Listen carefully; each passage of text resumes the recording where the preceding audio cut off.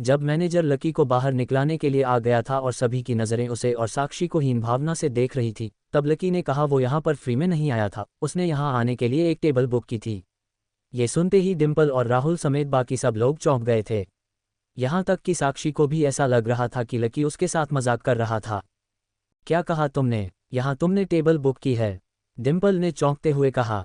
उसे ऐसा लग रहा था जैसे किसी ने उसे कहा हो कि नदी रेगिस्तान में बहती है। लकी की बात सुनते ही डिम्पल को हंसी आ गई और वो राहुल को देखकर जोर जोर से हंसने लगी। उसे लग रहा था कि अगर लकी जैसा आदमी सन और मून में टेबल बुक कर सकता है तो या तो ये होटल बहुत सस्ता है या फिर ब्रेकअप की वजह से लकी पागल हो गया है। जैसे ही डिम्पल ने लकी के चेहरे की ओर देखा तो पाया कि उसके चेहरे पर एक तरह की शर्म छा गई थी। बाकी लोग भी इस तमाशे का मजा ले रहे थे। उसके कपड़ों को देखकर कोई भी उसकी बात मानने के लिए तैयार नहीं था। देखिए, अब आप मेरे पेशेंस का टेस्ट लेना बंद कीजिए। मेरे पास और भी बहुत काम है। अब अगर आप इसी तरह टाइम वेस्ट करते रहे और यहाँ से नहीं निकले तो मुझे मजबूरन पुलिस को बुलाना पड़ेगा। मैनेजर ने अपने गुस्से का घूंट पीते हुए कहा। साक्षी भी इस धमकी से और ज्यादा डर गई थी। उसे समझ में नहीं आ रहा था कि वो लकी के इस झूठ में उसका साथ दे और अभी थोड़ा पैसा लगाकर टेबल बुक कर ले या उसे उसके हाल पर छोड़कर वहां से निकल जाए। ये बात साफ थी कि साक्षी के पास इतना पैसा नहीं था और ना ही लकी के पास। तो फिर यह ऐसे ढीठ की तरह यहाँ क्यों अपनी फजीती करवा रहा है? साक्षी ने झेपते हुए लकी को देखा और अपने आप से पूछा। उधर लकी मोटे से बरगद के पेड़ की तरह उन सबके बीच खड़ा था। सबकी नज़रें उसे तूफानों की तरह घूरे जा रही थी, लेकिन वो अपनी जगह से टस से मस भी नहीं हो रहा था। लकी ने एक गहरी सांस ली और मैनेजर से बोला, मैंने आपके होटल में टेबल नंबर 8 बुक की है। अगर आपको विश्वास नहीं हो तो इससे पहले कि लकी आगे की बात कह पाता, उसने अपनी जेब से मोबाइल निकाला और मैनेजर को वो मैसेज दिखाने लगा जिसमें उसकी टेबल बुकिंग का कॉन्फर्मेशन था। अरे वाह, झूठ पर और एक झूठ। क्या नंबर बताया तुमने टेबल का? 8। क्या बात है, लेकिन 8 नंबर टेबल पर तो हमारी बुकिंग है। उस पर तो हमारा ऑर्डर है। लकी थोड़ा ढंग का झूठ तो बोलो, डिम्पल ने कहा और लकी की ओर देखने लगी। राहुल, साक्षी और बाकी के लोग भी लकी को ऐसे ही देख रहे थे जैसे उसने बहुत बड़ा गुनाह कर दिया था। उधर मैनेजर ने लकी के हाथ से उसका फ़ोन लिया और उस मैसेज को देखने लगा। जैसे ही उसने मैसेज पढ़ा, उसके चेहरे पर एक मुस्कान आ गई और उसने रिस्पेक्ट के साथ लकी को उसका फ़ोन लौटाते हुए कहा, सॉरी सर, मुझसे गलती हो गई, मैं आपको पहचान नहीं पाया। चलिए मैं आपको आपकी टेबल तक ले चलता हूँ। डिम्पल मैनेजर के मुंह से लकी के लिए सर सुनकर फिर से चौंक गई। एक ही पल में खेल पलट गया था। उसने कहा, मैनेजर तुमसे कोई गलती तो नहीं हुई है? इसने जो मैसेज दिखाया वो सही तो है ना? हो सकता है कि यह कोई फेक मैसेज तुम्हें दिखा रहा हो। राहुल ने भी डिम्पल की बात सुनते ही अपना मोबाइल निकाला और अपनी बुकिंग का मैसेज मैनेजर को दिखाते हुए बोला, ये देखो, 8 नंबर टेबल की बुकिंग मेरी है, उसकी नहीं। मैनेजर ने राहुल के फ़ोन पर भी मैसेज देखा और प्यार से मुस्कुराते हुए बोला, हाँ सर, मैं समझ गया। आपने भी टेबल नंबर 8 ही बुक की है, लेकिन आपने एक ऑर्डिनरी टेबल बुक की है और सर ने 8 नंबर की रिजर्व टेबल बुक की है। क्या इसने रिजर्व टेबल बुक की है? डिम्पल ने मैनेजर की ओर फटी हुई आंखों से देखते हुए कहा। उसे विश्वास ही नहीं हो रहा था कि लकी ऐसा भी कुछ कर सकता था। कहाँ उसके पास ढाबे पर खाने तक के पैसे नहीं हुआ करते थे और कहाँ आज उसने एक रिजर्व टेबल बुक कर ली थी जिसका दाम ऑर्डिनरी टेबल से 2 गुना ज़्यादा था। डिम्पल को इस बात पर विश्वास नहीं हो पा रहा था। इससे पहले कि डिम्पल इस बात को पाच पाती, मैनेजर लकी और साक्षी को अपने साथ उनकी टेबल की ओर ले गया। जब वो लोग टेबल नंबर 8 के पास पहुंचे तो मैनेजर ने जो देखा उससे उसका दिमाग खराब हो गया। टेबल के ऊपर खाना पहले से लगा हुआ था और उससे भी बड़ी बात यह थी कि कस्टमर टेबल पर आया भी नहीं था, उससे पहले ही खाना खत्म होने की कगार पर आ गया था। एक सेकंड सर, मैनेजर से लकी को देखते हुए कहा। लकी ने देखा कि उसका चेहरा मारे शर्म के लाल हो गया था। उसने अपने पास खड़े एक वेटर को बुलाया और उसके कानों में बोला, यह क्या है? गेस्ट आकर खड़े हो गए हैं तो तुमने टेबल साफ क्यों नहीं करवाए? ये गेस्ट है? नहीं सर, इस टेबल के गेस्ट तो कब के आ चुके हैं। वो खा ही रहे थे कि अचानक मैडम की ड्रेस पर सब्जी गिर गई और वो उसे ही साफ करने के लिए वॉशरूम में गए हैं। वेटर ने कहा, अरे गेस्ट यह है, ये दोनों है गेस्ट, तुमने किसको गेस्ट समझकर यहाँ बैठा दिया? मैनेजर ने उसके ऊपर चिढ़ते हुए कहा। अच्छा सर, मुझे बस 1 मिनट दीजिए, मैं अभी देखता हूँ कि क्या गड़बड़ हुई है, वेटर ने कहा और तुरंत वहाँ से निकल गया। इतने में डिम्पल और राहुल भी उस टेबल के पास आकर खड़े हो गए थे। जब उन्होंने मैनेजर के साथ लकी और साक्षी को वहां खड़े देखा तो डिम्पल बोली, हद है, अब तुम हमारी टेबल के पास क्या कर रहे हो? लकी उसकी बात का कोई जवाब देता उससे पहले ही मैनेजर ने उन दोनों से शालीनता से पूछा, माफ़ करना, लेकिन क्या आप दोनों यहाँ पर बैठे हुए थे? हाँ, क्यों, क्या हुआ? डिम्पल ने पूछा। इतने में वो वेटर वापस आया और वो अपने साथ उस आदमी को भी ले आया जो लोगों को टेबल तक लेकर आता था। सर, यह बेवकूफ़ गलत लोगों को इस टेबल पर लेकर आ गया है। मैनेजर ने उस लड़के को घूर कर देखा। वो लड़का सहम गया और सफाई देते हुए बोला, मुझे माफ़ कर दीजिए सर, मैं अभी नया नया ज्वाइन किया हूँ ना, तो मुझे मालूम नहीं है कौन सी टेबल कौन सी कैटेगरी की है। इन लोगों ने ऑर्डिनरी टेबल बुक की थी, लेकिन मैं ही इन्हें गलती से वीआईपी टेबल पर ले आया। मैनेजर ने बिना उसकी बात पर रिएक्ट किए राहुल और डिम्पल की ओर देखा और बोला, जो भी कन्फ्यूजन हुआ उसके लिए मैं माफ़ी चाहता हूँ, लेकिन ये टेबल आप दोनों की टेबल नहीं है। आप लोगों की टेबल एक नॉर्मल टेबल है। अब क्योंकि इस टेबल के गेस्ट आ चुके हैं, इसलिए आपको अपनी टेबल पर जाना पड़ेगा सर। डिम्पल ने जैसे ही सुना कि उसे लकी की वजह से उस टेबल से उठकर जाना पड़ेगा तो उसे बहुत खींच आई। वो दुनिया में किसी के लिए भी वहां से उठकर जा सकती थी, लेकिन लकी के उठना उसे बिल्कुल नामंजूर था। जी नहीं, डिम्पल ने सपाट लहजे में कहा। अच्छा, तो आप इसी टेबल पर बैठकर खाना खाना चाहते हैं? मैनेजर भी दुविधा में पड़ गया था। अपने स्टाफ की गलती की सज़ा वो डिम्पल और राहुल को नहीं दे सकता था। हाँ, हमारा खाना यहीं है तो हम यहीं पर बैठकर खाएंगे। हम इस टेबल से उठकर कहीं और जाने वाले नहीं हैं, डिम्पल ने कहा और गुस्से से लकी की ओर देखने लगी। लकी को उसकी ऐसी शक्ल देखकर अच्छा लग रहा था। वो जितनी बार लकी को गुस्सा दिलाने की कोशिश करती थी, उतनी बार खुद उसे ही गुस्सा आ जाता था।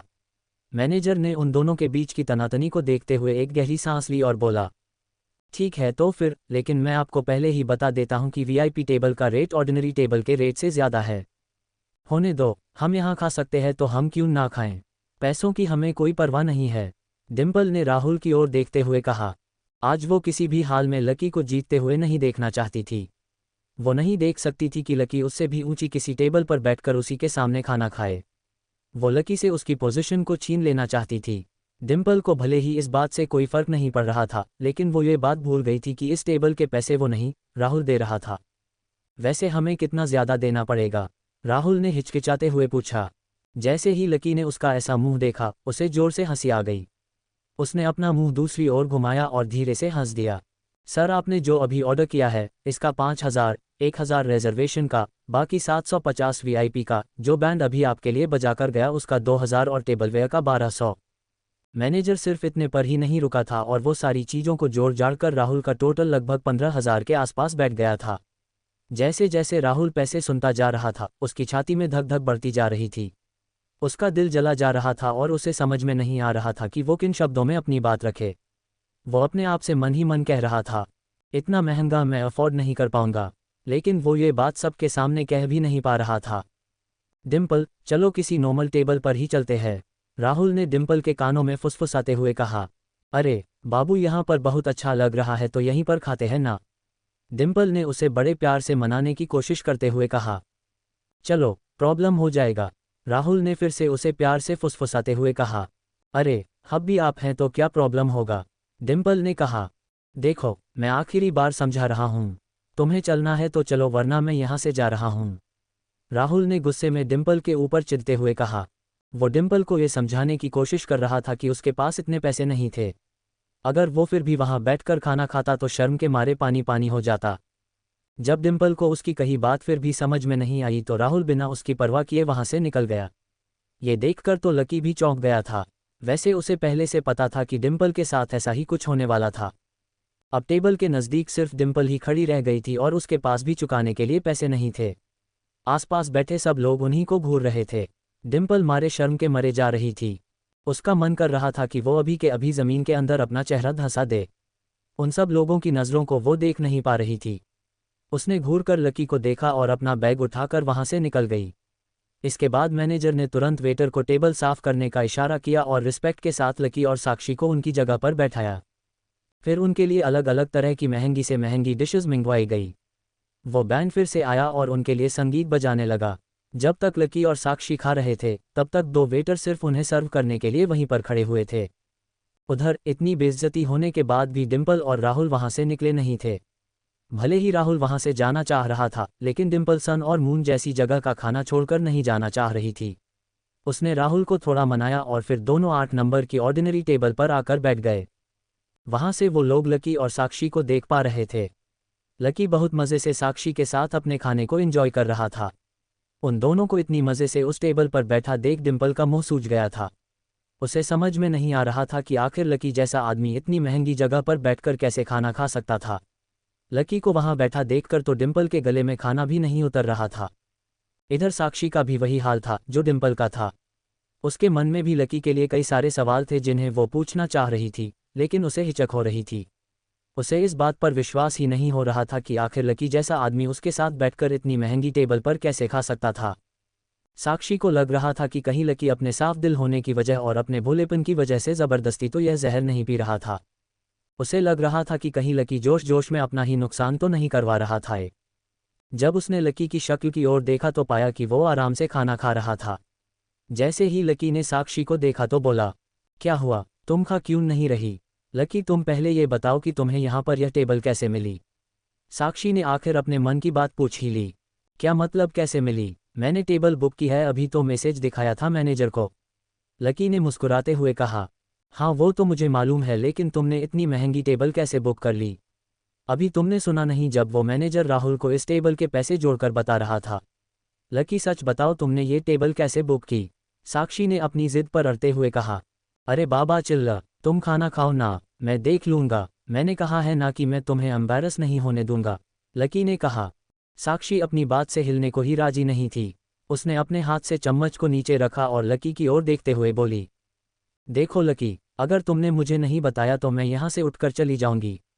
साक्षी के चेहरे पर उसकी चिढ़ साफ नजर आ रही थी। लकी समझ गया था कि अब वो साक्षी को सच नहीं बताता तो वो सच में उठकर चली जाती। लेकिन लकी को डर भी लग रहा था कि अगर उसने साक्षी को अपना सच बता दिया तो हो सकता है उसके और साक्षी के बीच में एक बहुत बड़ी दूरी आ जाए। अब ऐसे में लकी क्या करने वाला था? क्या वो साक्षी को सच बताता या फिर कोई झूठ बोलकर बच निकलता? क्या होगा जब डिम्पल कॉलेज में सबको ये किस्सा बताएगी? जब साक्षी टेबल से उठने को थी तब लकी को लगा कि उसके लिए जवाब देना ज़रूरी हो गया था। लेकिन वो साक्षी को अपनी सच्चाई बताकर उसे अपने से दूर नहीं करना चाहता था। साक्षी उसकी उन दोस्तों में से थी जिसने उसका मुश्किल वक्त में साथ दिया था। ऐसे में लकी उसे अपने स्टेटस की वजह से दूर नहीं करना चाहता था। लकी ने 2 पल सोचने के बाद एक बहाना बनाते हुए बोला, देखो बात ऐसी है कि मेरी ना कल एक लॉटरी लगी थी। किसी को बताना मत, लॉटरी पूरे 1.5 लाख रुपए की थी। मैं लॉटरी के टिकट खरीदता रहता था और फाइनली कल जाकर के मेरी लॉटरी खुली, इसलिए मैं तुम्हें यहाँ लेकर आया। साक्षी को पहले तो लकी की बात पर विश्वास ही नहीं हुआ। वो लकी के साथ इतना रहती थी लेकिन उसने कभी उसकी जेब में लॉटरी की टिकट नहीं देखी थी। तुम सच बोल रहे हो?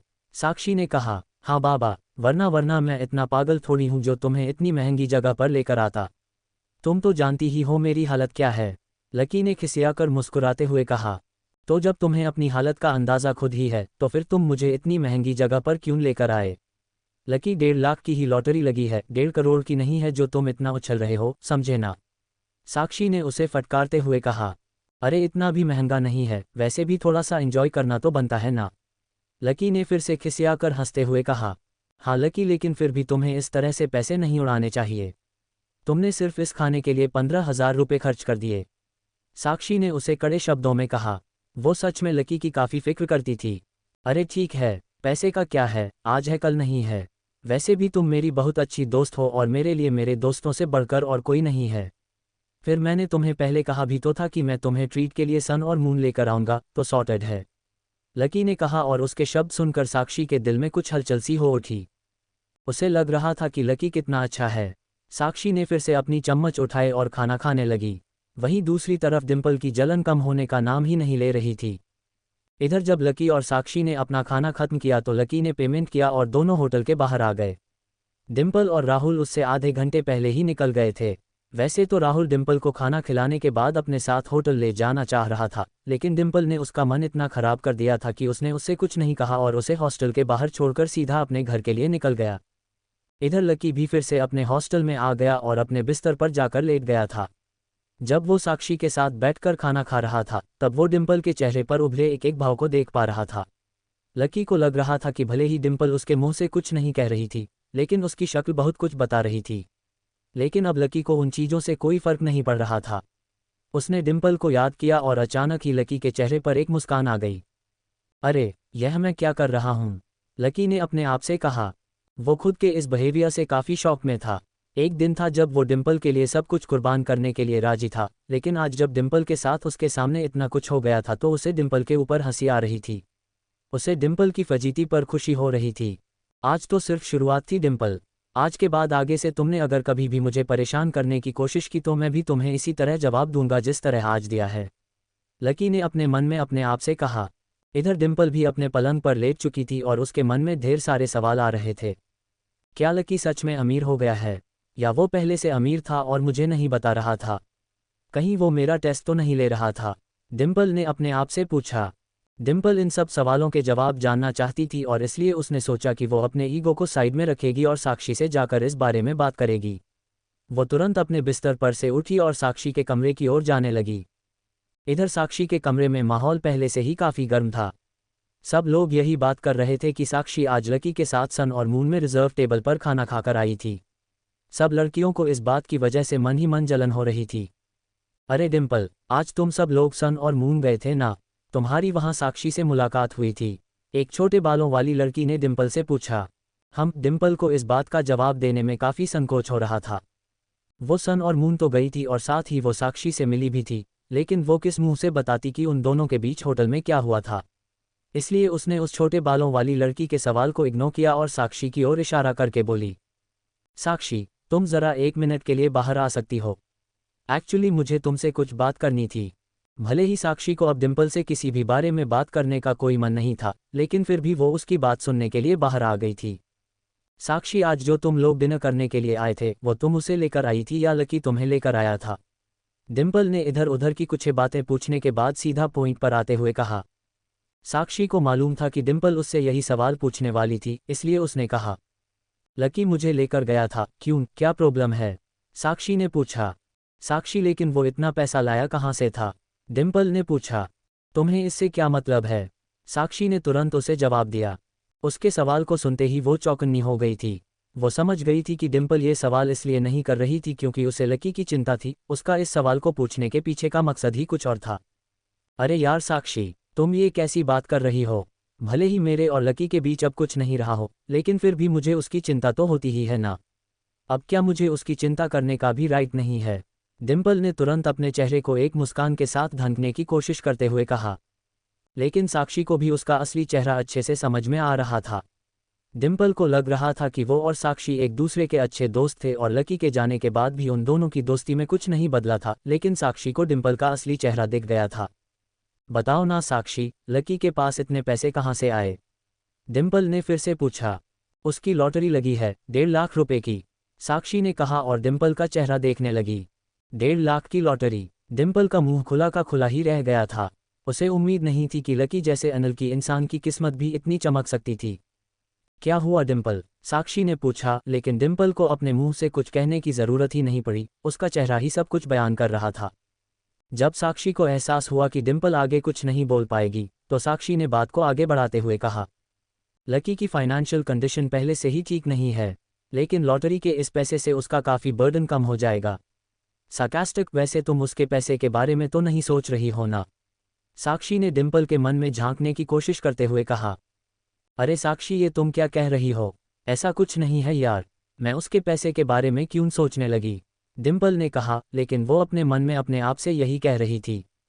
अगर वो मेरे साथ होता तो मैं चुपचाप उसका सारा पैसा अपने हाथ में ले लेती। इधर अगले दिन जब दोपहर में कॉलेज की कोई क्लास नहीं थी, तो लकी हमेशा की तरह किताब पढ़ने के लिए लाइब्रेरी में चला गया। लकी जब सीढ़ियों से चढ़कर ऊपर की ओर जा ही रहा था तो उसे पीछे से किसी की आवाज़ आई। लकी ने इस आवाज़ को सुनते ही पहचान लिया था। यह उस लड़की की आवाज़ थी जिसे वो कभी भूल नहीं सकता था। जैसे ही उसने पीछे घूमकर देखा, उसने पाया कि वहाँ डिम्पल खड़ी हुई थी। उसने वही सफ़ेद ड्रेस पहनी हुई थी जो लकी ने उसे ला कर दी थी। उस ड्रेस को देखते ही लकी समझ गया था कि आगे क्या होने वाला था। उसकी शक्ल देखते ही लकी को मन ही मन हंसी आ रही थी। उसे मालूम था कि डिम्पल ऐसा ही कुछ करने वाली थी। लकी सीढ़ियों के ऊपर रुका हुआ था और डिम्पल सीढ़ियों के नीचे खड़ी थी। वो मुस्कुराते हुए लकी के पास जाने के लिए सीढ़ियाँ चढ़ने लगी और फिर बड़ी मिठास के साथ लकी से पूछने लगी, क्या मैं इस ड्रेस में अच्छी लग रही हूँ? बात क्या है वो बताओ, लकी ने सीधा पॉइंट पर आते हुए कहा।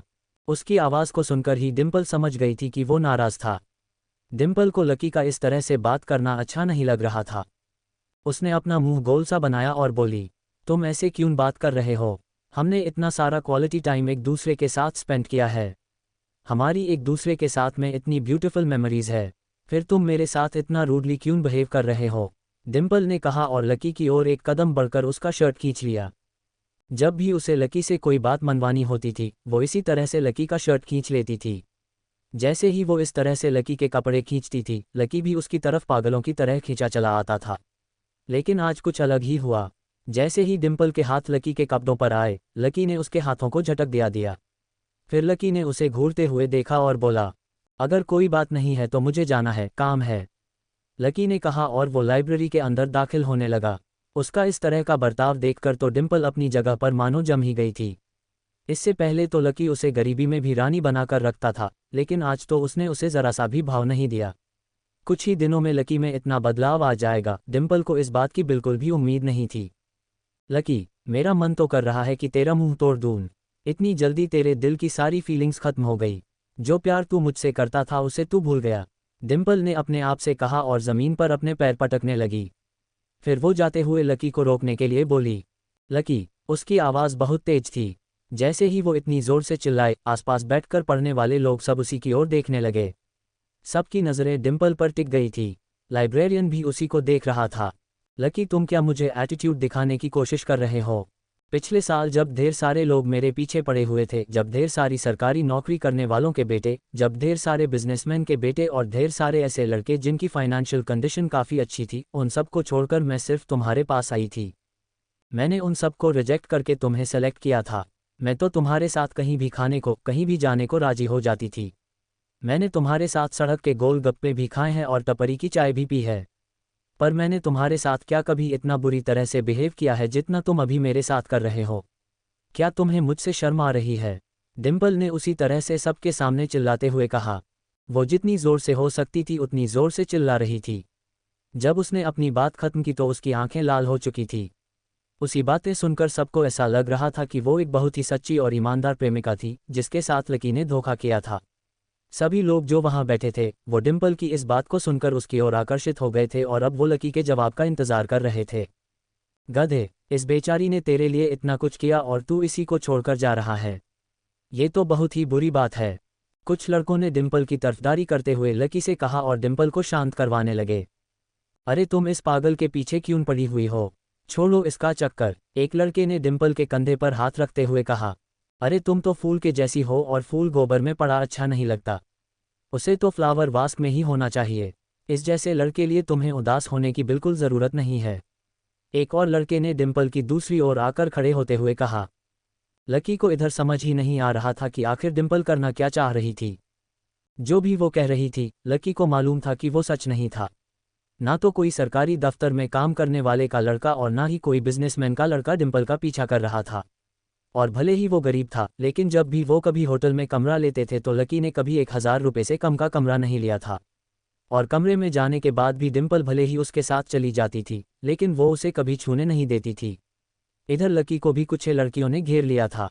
वो उसके आसपास आकर खड़ी हुई और बोली, अरे बेचारी कितनी अच्छी लड़की है, फिर क्या प्रॉब्लम है तुम्हें? एक लड़की ने कहा। इससे पहले कि लकी उसे कुछ कह पाता, दूसरी लड़की ने कहा, देखना, बाद में तुम्हें बहुत रिग्रेट होगा। अगर तुमने इस लड़की के साथ फिर से पैचअप नहीं किया तो हम तुम्हें पूरे कॉलेज में बदनाम कर देंगे। इससे पहले कि और लड़कियां और कुछ कहती, डिम्पल लकी के पास आई और उसका हाथ पकड़कर उसे एक और ले जाने लगी। लकी को समझ में नहीं आ रहा था कि आखिर डिम्पल उससे चाह क्या रही थी। क्या डिम्पल फिर से लकी को किसी जाल में फंसाने वाली थी? क्या इस बार लकी उससे बचकर निकल जाता? डिम्पल लकी को सब लोगों से दूर करते हुए अपने साथ एक कोने में ले आई थी। लकी को अभी भी समझ में नहीं आ रहा था कि आखिर डिम्पल ये सब कर क्यों रही थी।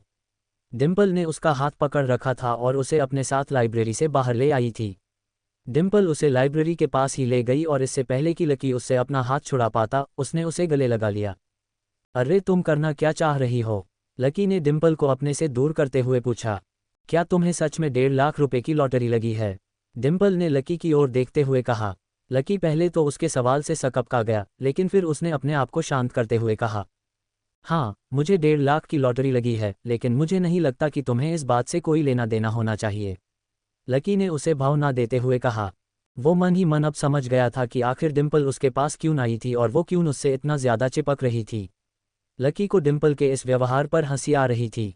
उसे विश्वास नहीं हो रहा था कि डिम्पल जैसी लड़की पैसों के लिए इतनी पागल भी हो सकती है। लेकिन इधर लकी के मुंह से डिम्पल के लिए निकले इन शब्दों ने उसका दिल बैठा दिया था।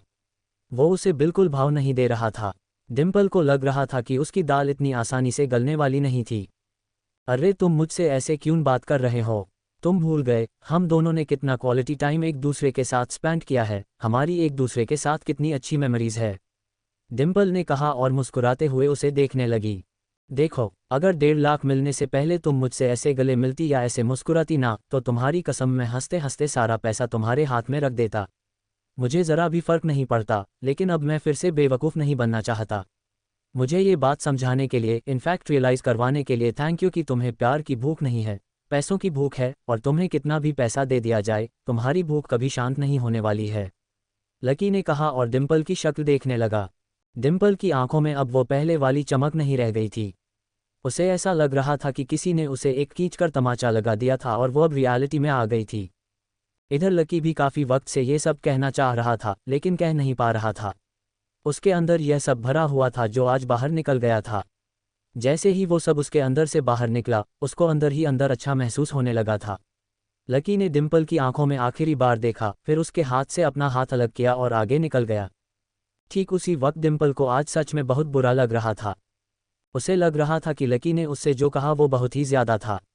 उसे इस चीज़ का बुरा नहीं लग रहा था कि उसने लकी के साथ ब्रेकअप कर लिया था। उसे इस बात का बुरा लग रहा था कि अगर वो लकी के साथ थोड़े दिनों के बाद ब्रेकअप करती तो शायद वो 1.5 लाख रुपए उसके हो जाते। जैसे ही उसने लकी को जाते हुए देखा, डिम्पल बहुत नर्वस हो गई।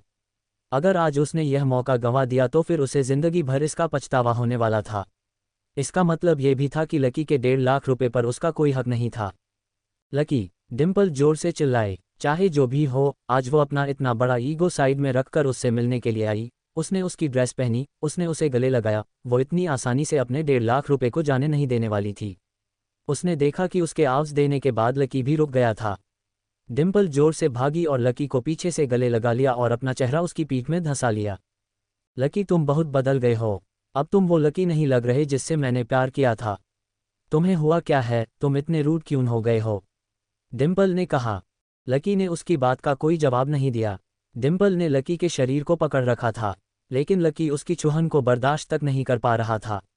जब डिम्पल को लगा कि वो अभी भी पिघलने को राजी नहीं था, तो डिम्पल ने उसे मनाने के लिए कहा, लकी, मैंने तुमसे इसलिए ब्रेकअप किया क्योंकि मैं नहीं चाहती थी कि मेरी वजह से तुम्हारा नुकसान हो। मैं ये सब सिर्फ तुम्हारे ही भले के लिए कर रही थी। डिम्पल बोलते हुए अब लकी के पीछे से उसके सामने आ गई थी। उसकी आंखों में एक अजीब सा कॉन्फिडेंस था जिसके दम पर वो लकी को पिघला देना चाहती थी। उसने आगे कहा, पहले जब हम दोनों एक दूसरे के साथ थे तो तुम मेरे लिए बहुत मेहनत करते थे।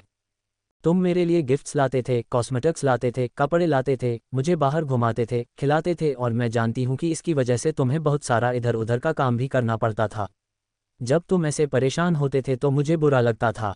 मुझे लगता था कि मुझे भी कोई काम करना चाहिए, इसलिए मैं राहुल की कंपनी में पार्ट टाइम जॉब करने लगी। लेकिन फिर मुझे लगा कि अगर मैं जॉब कर रही हूँ तो फिर मैं तुम्हें टाइम नहीं दे पाऊंगी, इसलिए थोड़े दिन के लिए सोचने के बाद मैंने तुमसे ब्रेकअप कर लिया। लकी, अच्छा, सच में? लकी ने डिम्पल से पूछा। उसे ब्रेकअप का ये रीज़न तो काफ़ी स्ट्रॉन्ग लग रहा था। तुम्हें अभी भी मेरी बात पर विश्वास नहीं है? डिम्पल ने और गंभीर भाव अपने चेहरे पर लाते हुए पूछा। उसने देखा कि जब लकी उसकी बात सुनकर चुप हो गया था तो उसकी आंखों में हल्की सी चमक आ गई थी। उसने उसे मनाने के लिए आगे कहा, लेकिन अब सिचुएशन चेंज हो गई है। अब तुम्हारे पास, मतलब हमारे पास पैसा है लकी, इसलिए अब तुम्हें भी और मुझे भी काम करने की कोई ज़रूरत नहीं है और ना ही हमें और पैसों की ज़रूरत है। लकी उसके मन के भावों को समझ पा रहा था। जितना वो बोलती जा रही थी उतनी ही लकी को उसके ऊपर घिन आ रही थी। इससे पहले कि वो आगे कुछ बोलता, डिम्पल ने कहा, लकी, अब तुम्हें समझ में आया कि मेरे ब्रेकअप के पीछे की इंटेंशन क्या थी। लेकिन अब तुम्हारे पास पैसे हैं तो अब हमें चिंता करने की कोई ज़रूरत ही नहीं है। डिम्पल ने कहा और बेचारी नज़रों से लकी की ओर देखने लगी। कहीं तुम मेरे साथ फिर से इसलिए तो नहीं आना चाहती हो क्योंकि अब मेरे पास पैसे हैं? लकी ने डिम्पल की आंखों में गहराई तक देखते हुए पूछा। इससे क्या फ़र्क पड़ता है लकी कि अब तुम्हारे पैसे हैं? मैं तो तुम्हारे साथ तब भी थी जब तुम्हारे पास पैसे नहीं थे। मुझे तुम्हारे पैसों से कोई मतलब नहीं है, मुझे तो बस तुम्हारी चिंता होती है। डिम्पल ने लकी की आंखों में देखते हुए कहा। उसकी आंखों में लकी की सूरत कितनी जल्दी बदल गई थी, लकी यही देखकर सकते में आ गया था। कल तक तो वो उससे आंख मिलाना भी पसंद नहीं कर रही थी और आज है कि वो उसके ऊपर से आंख हटाने को भी राजी नहीं है। डिम्पल ने एक गहरी सांस ली और आगे बोली, लकी, जब मैं तुमसे थोड़े दिन के लिए दूर हुई तब मुझे असलियत में समझ आया कि मैं तुमसे कितना प्यार करती हूँ। मैं अपने आप को तुमसे दूर रहने के लिए फोर्स कर रही थी। मैं ट्राई कर रही थी कि अगर मैं अपनी लाइफ में किसी और को ले आती हूँ तो शायद मैं तुम्हें भूल जाऊंगी। मैं तुमसे बुरी तरह से बिहेव कर रही थी ताकि मैं तुमसे नफरत कर सकूं, लेकिन मुझसे नहीं हुआ। आज मैंने फाइनली गिव अप कर दिया लकी। अब से अगर तुम्हारी पॉकेट में 1 रुपया भी नहीं होगा ना तो भी मैं तुम्हारा साथ कभी नहीं छोड़ूंगी। डिम्पल ना जाने कहाँ से ये सब कहते हुए अपनी आंखों में आंसू भी ले आई थी। उसने डबडबाई हुई आंखों से लकी की ओर देखा और फिर उसका हाथ पकड़कर बोली, लकी, चलो आज से फिर से हम दोनों एक साथ आ जाते हैं। हम दोनों फिर एक साथ घूमेंगे, खाएंगे, पेंगे। हम दोनों फिर से एक साथ एक दूसरे का ध्यान रखेंगे, एक दूसरे से प्यार करेंगे। डिम्पल ने कहा और फिर लकी के हाथों में अपना हाथ डाल दिया। डिम्पल का ये रूप देखकर लकी भी एक बार के लिए उसके सामने पिघल गया था। उसने भी उसके हाथ को और ज्यादा कसकर पकड़ लिया और फिर उसकी कमर में अपना हाथ डाल दिया था। जैसे ही डिम्पल ने लकी के हाथ को अपनी कमर के गिर्द महसूस किया तो उसके चेहरे पर एक मुस्कान आ गई। उसे फिर से अपने वही बीते हुए दिन याद आ गए थे। मुझे तो लगा था कि अब तुम कभी मेरे पास वापस नहीं आओगे। डिम्पल ने लकी के कंधे से अपने सिर को चिपकाते हुए कहा और उसके पेट पर अपना हाथ रख दिया। डिम्पल के चेहरे को अपने कंधे के पास महसूस कर लकी को लग रहा था कि वो हमेशा डिम्पल के साथ ऐसे ही रहना चाहता था। उसे लग रहा था कि डिम्पल बदल गई थी और अगर ऐसा था तो उसके लिए लकी भी फिर से बदलने को तैयार था। डिम्पल, अगर तुम्हें ज़रूरत हो तो मैंने तुम्हारे खाते में थोड़े पैसे ट्रांसफ़र कर दूँ। 12-15,000, लकी ने पूछा। पागल हो क्या? मैंने तुम्हें अभी तो कहा कि मैं ये सब पैसों के लिए नहीं कर रही हूँ। इन्हें तुम अपने पास ही रखो, मुझे जब ज़रूरत होगी तो मैं तुमसे मांग लूँगी, डिम्पल ने कहा। उसकी शक्ल देखकर लकी को उसके ऊपर विश्वास हो गया था। उसे सच में पैसों की कोई ज़रूरत नहीं थी और ना ही वो पैसों के पीछे भाग रही थी। वो लकी से प्यार करती थी और उसे इस बात की तसल्ली भी थी कि डिम्पल अब उसे छोड़कर नहीं जाने वाली थी। लकी ने उसके हाथ में अपनी उंगलियों को कसा और फिर से दोनों कैंपस में घूमने लगे। दोनों कैंटीन की तरफ जा रहे थे। लकी ने देखा कि वहां बाहर कोई इवेंट हो रहा था। कुछ लोगों ने एक छोटा सा टेंट लगा रखा था और कुछ बैनर भी लगे हुए थे। दोस्तों, हम लोग कॉलेज के पीछे वाली बस्ती से आए हैं। हम लोगों उस बस्ती में रहने वाले बच्चों की पढ़ाई के लिए पैसा इकट्ठा कर रहे हैं। उन्हें स्कूल जाने में बहुत दिक्कत होती है। उन्हें अपने माँ बाप के साथ काम पर जाना पड़ता है और इसीलिए वो स्कूल नहीं जा पाते हैं। इसलिए हम आपकी मदद चाहते हैं। आपके छोटे से डोनेशन से उन बच्चों का भविष्य सुधर सकता है, एक लकड़ी ने कहा और फिर लकी और डिम्पल के पास आकर खड़ी हो गई। उसने लकी के हाथ में एक पर्चा थमा दिया और उम्मीद भरी नज़रों से उसे देखने लगी।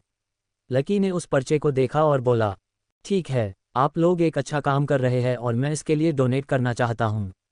लकी ने मुस्कुराते हुए कहा, थैंक यू। आप क्यूआर कोड को स्कैन कर सकते हैं। ये सीधा हमारे बैंक अकाउंट से लिंक्ड है और इसका पैसा सीधा हमारी संस्था के पास चला जाएगा। उसे लड़की ने लकी के हाथ में एक कोड देते हुए कहा। लकी ने उस कोड को अपने फ़ोन में स्कैन किया और फिर अपने फ़ोन में अमाउंट डालने लगा। डिम्पल चोर नज़रों से ये देखने की कोशिश कर रही थी कि आखिर लकी कितने पैसे देने वाला था, लेकिन उससे पहले ही उसने पासवर्ड टाइप करना शुरू कर दिया था। पेकरो पर 1,30,000 रुपये प्राप्त हुए। पीछे से एक मधुर सी रोबोटिक आवाज़ आई। जैसे ही सब लोगों ने यह अमाउंट सुना, सब लोग उस स्पीकर की ओर देखने लगे थे। इतना बड़ा अमाउंट तो अभी तक किसी ने भी डोनेट नहीं किया था। डोनेशन लेने वालों को भी अभी तक टोटल इतना डोनेशन नहीं मिला था जितना एक ही बार में मिल गया था। बाकी के लोग 10, 20, 50 रुपये दे रहे थे, लेकिन यहाँ तो सीधा 1,30,000 रुपये आ गए थे। सब लोग ये जानने के लिए बेताब थे कि इतने पैसे आखिर किसने दिए थे। वो लड़की लकी के पास आई और उससे पूछा, क्या आपने ये डोनेशन दिया है? हाँ, मैं उन बस्ती के बच्चों की दिल से मदद करना चाहता हूँ, लकी ने कहा। जैसे ही लकी के मुंह से यह बात निकली, सब लोग उसे घेर कर खड़े हो गए। सर, आपका नाम क्या है? मैं आपका नाम संस्था में लिखवा कर आपको सम्मानित करवाना चाहूँगी, उस लड़की ने कहा। नहीं, उसकी कोई ज़रूरत नहीं है। मैं सिर्फ बच्चों की मदद करना चाहता था, इससे ज़्यादा मुझे और कुछ नहीं चाहिए, लकी ने कहा और मुस्कुराने लगा। बाकी के लोग उसके इस एटीट्यूड के फ़ैन हो गए थे। सब लोगों को लग रहा था कि लकी वाकई एक बहुत अमीर आदमी था। लकी ने एक बार सबको देखा और फिर डिम्पल की ओर देखते हुए बोला, डार्लिंग चलें। लकी, तुमने 1,30,000 रुपये डोनेट कर दिए। डिम्पल ने जब से उस स्पीकर पर वो आवाज़ सुनी थी तब से उसका दिल बैठ गया था। वो जहाँ खड़ी थी वहीं की वहीं जम गई थी। हाँ, लकी ने कहा और फिर डिम्पल के हाथों को अपने हाथों में लेते हुए बोला, अभी तुम्ही ने तो कहा था कि तुम्हें इस बात से कोई फर्क नहीं पड़ता कि मेरे पास पैसे हो या ना हो। तुमने बोला था ना कि तुमने तो मुझे तब पसंद किया था जब मेरे पास पैसे नहीं थे, इसलिए तुम्हारे दिल में मेरे पैसों के लिए नहीं बल्कि मेरे लिए प्यार है। मुझे भी तुम्हारा ही साथ चाहिए डिम्पल। पैसे का क्या है, आज है कल नहीं है, लेकिन अगर तुम साथ हो तो जिंदगी में सुख है। और मेरा पैसा अगर किसी अच्छी चीज़ के लिए काम आ रहा है तो ये तो अच्छा ही है ना। हमें तो खुश होना चाहिए कि हमारी वजह से आज कोई बच्चा पढ़ पाएगा। और तुम चिंता मत करो, मेरे पास अभी 5,000 रुपये और रखे हुए हैं। हम कैंटीन में चलते हैं, समोसा और कोल्ड कॉफ़ी मेरी तरफ से हमारे पैचअप की यह छोटी सी पार्टी। लकी ने कहा और डिम्पल की आंखों में देखने लगा। डिम्पल को अब महसूस हो रहा था कि वो कितनी बड़ी गधी थी जो फिर से इस पागल के चक्कर में पड़ रही थी, लेकिन उसके सामने इतनी प्यार मोहब्बत की बातें करके वो एकदम से मुकर भी नहीं सकती थी। लकी भी यही देखना चाहता था कि जो डिम्पल अभी कह रही थी उसे मान भी रही थी या उसकी नज़र सिर्फ उसके पैसों पर ही थी। क्या होगा आगे? क्या डिम्पल लकी की परीक्षा में पास हो पाएगी? क्या लकी सच में डिम्पल से रिलेशन रखना चाहता था या फिर वो उससे सबक सिखा रहा था? लकी ने जैसे ही अपनी बात खत्म की वो चमकती हुई आंखों से डिम्पल को देखने लगा। उसे लग रहा था कि डिम्पल उसे उसके इस एक्शन पर शाबाशी देगी, लेकिन डिम्पल की आंखों का ठंडापन कुछ और ही कहानी सुना रहा था। धीरे धीरे उसकी आंखों का ठंडापन गुस्से में बदलने लगा था। उसकी आंखें लाल हो गई थी और सांसें फूलती जा रही थी। कैफेटेरिया में जाने के लिए जैसे ही लकी ने फिर से डिम्पल का हाथ पकड़ा, मानो उसे करंट लगा हो और वो जोर से चिल्लाए, निकलो यहाँ से, गेट लॉस्ट, डिम्पल ने बहुत तेज आवाज में कहा। और उसकी आवाज़ सुनकर फिर से सभी लोग उसकी ओर देखने लगे थे। अटेंशन लेना डिम्पल की आदत में था। लकी को मन ही मन हंसी आ रही थी, फिर भी उसने चेहरे पर टेंशन लाते हुए पहले बाकी सभी लोगों को देखा और फिर डिम्पल की ओर देखते हुए बोला, अरे डिम्पल, क्या हुआ? लकी का चेहरा देखकर तो ऐसा लग रहा था जैसे उसे समझ में ही नहीं आ रहा था कि डिम्पल उसके साथ क्या कर रही थी, लेकिन मन ही मन वो सारा खेल समझ चुका था। लकी, तुम एक नंबर के गधे हो, उल्लू हो, पागल हो। तुम्हें ज़रा से पैसे क्या मिले, तुम अपने आप को मसीहा समझने लगे। तुम जैसे लोगों को तो जिंदगी भर गरीब ही रहना चाहिए और गरीबी में ही मर जाना चाहिए। आई हेट यू, डिम्पल ने कहा और उसके हाथ से अपना हाथ झटके से अलग कर वहां से निकल गई। अभी थोड़ी देर पहले उसने लकी से जो कुछ कहा था उस पर उसे बहुत पछतावा हो रहा था। वो इतनी तेजी से चली जा रही थी कि उसने दोबारा मुड़कर उसे देखने की कोशिश भी नहीं की। सब लोग लकी को सन होकर देख रहे थे, लेकिन उसके चेहरे पर जरा सी भी शिकन नहीं थी। वो मुस्कुराते हुए डिम्पल को जाते हुए देख रहा था। डिम्पल, ये सिर्फ तेरा लिटमस टेस्ट था। मुझे मालूम है तू पैसे का आइसक्रीम देखकर मक्खी की तरह उस पर बैठने आ गई थी। तुझे क्या लगता है 1,30,000 रुपये देने से मैं गरीब हो जाऊंगा? मेरे पास ऐसे हजारों 1,30,000 रुपये है, लकी ने कहा और अपने सफ़ेद शर्ट पर से डिम्पल के हाथों के निशान को साफ करता हुआ वहां से निकल गया। इधर यह सब होने के बाद लकी का फिर से लाइब्रेरी जाकर पढ़ने का मन नहीं था। वो अपने दोस्तों के पास जाना चाह रहा था, लेकिन अमित रोशनी के साथ बिजी था और गर्वित और प्रीतम लैब में अपना पेंडिंग काम निपटा रहे थे। इसलिए लकी कॉलेज में ऐसे ही इधर उधर टहल रहा था। थोड़ी देर के बाद वो गार्डन में जाकर बैठने ही वाला था कि अचानक उसका फ़ोन बजा। लकी ने अपनी जेब से फ़ोन निकाला और देखा कि भूमिका का फ़ोन था। बताओ लीडर, आप लोग कहाँ पर ट्रेनिंग कर रहे हो? मैं वहीं पर आ जाता हूँ। बास्केटबॉल कोर्ट में आ जाऊँ? पानी लाना है। लकी ने भूमिका को कुछ बोलने का मौका ही नहीं दिया।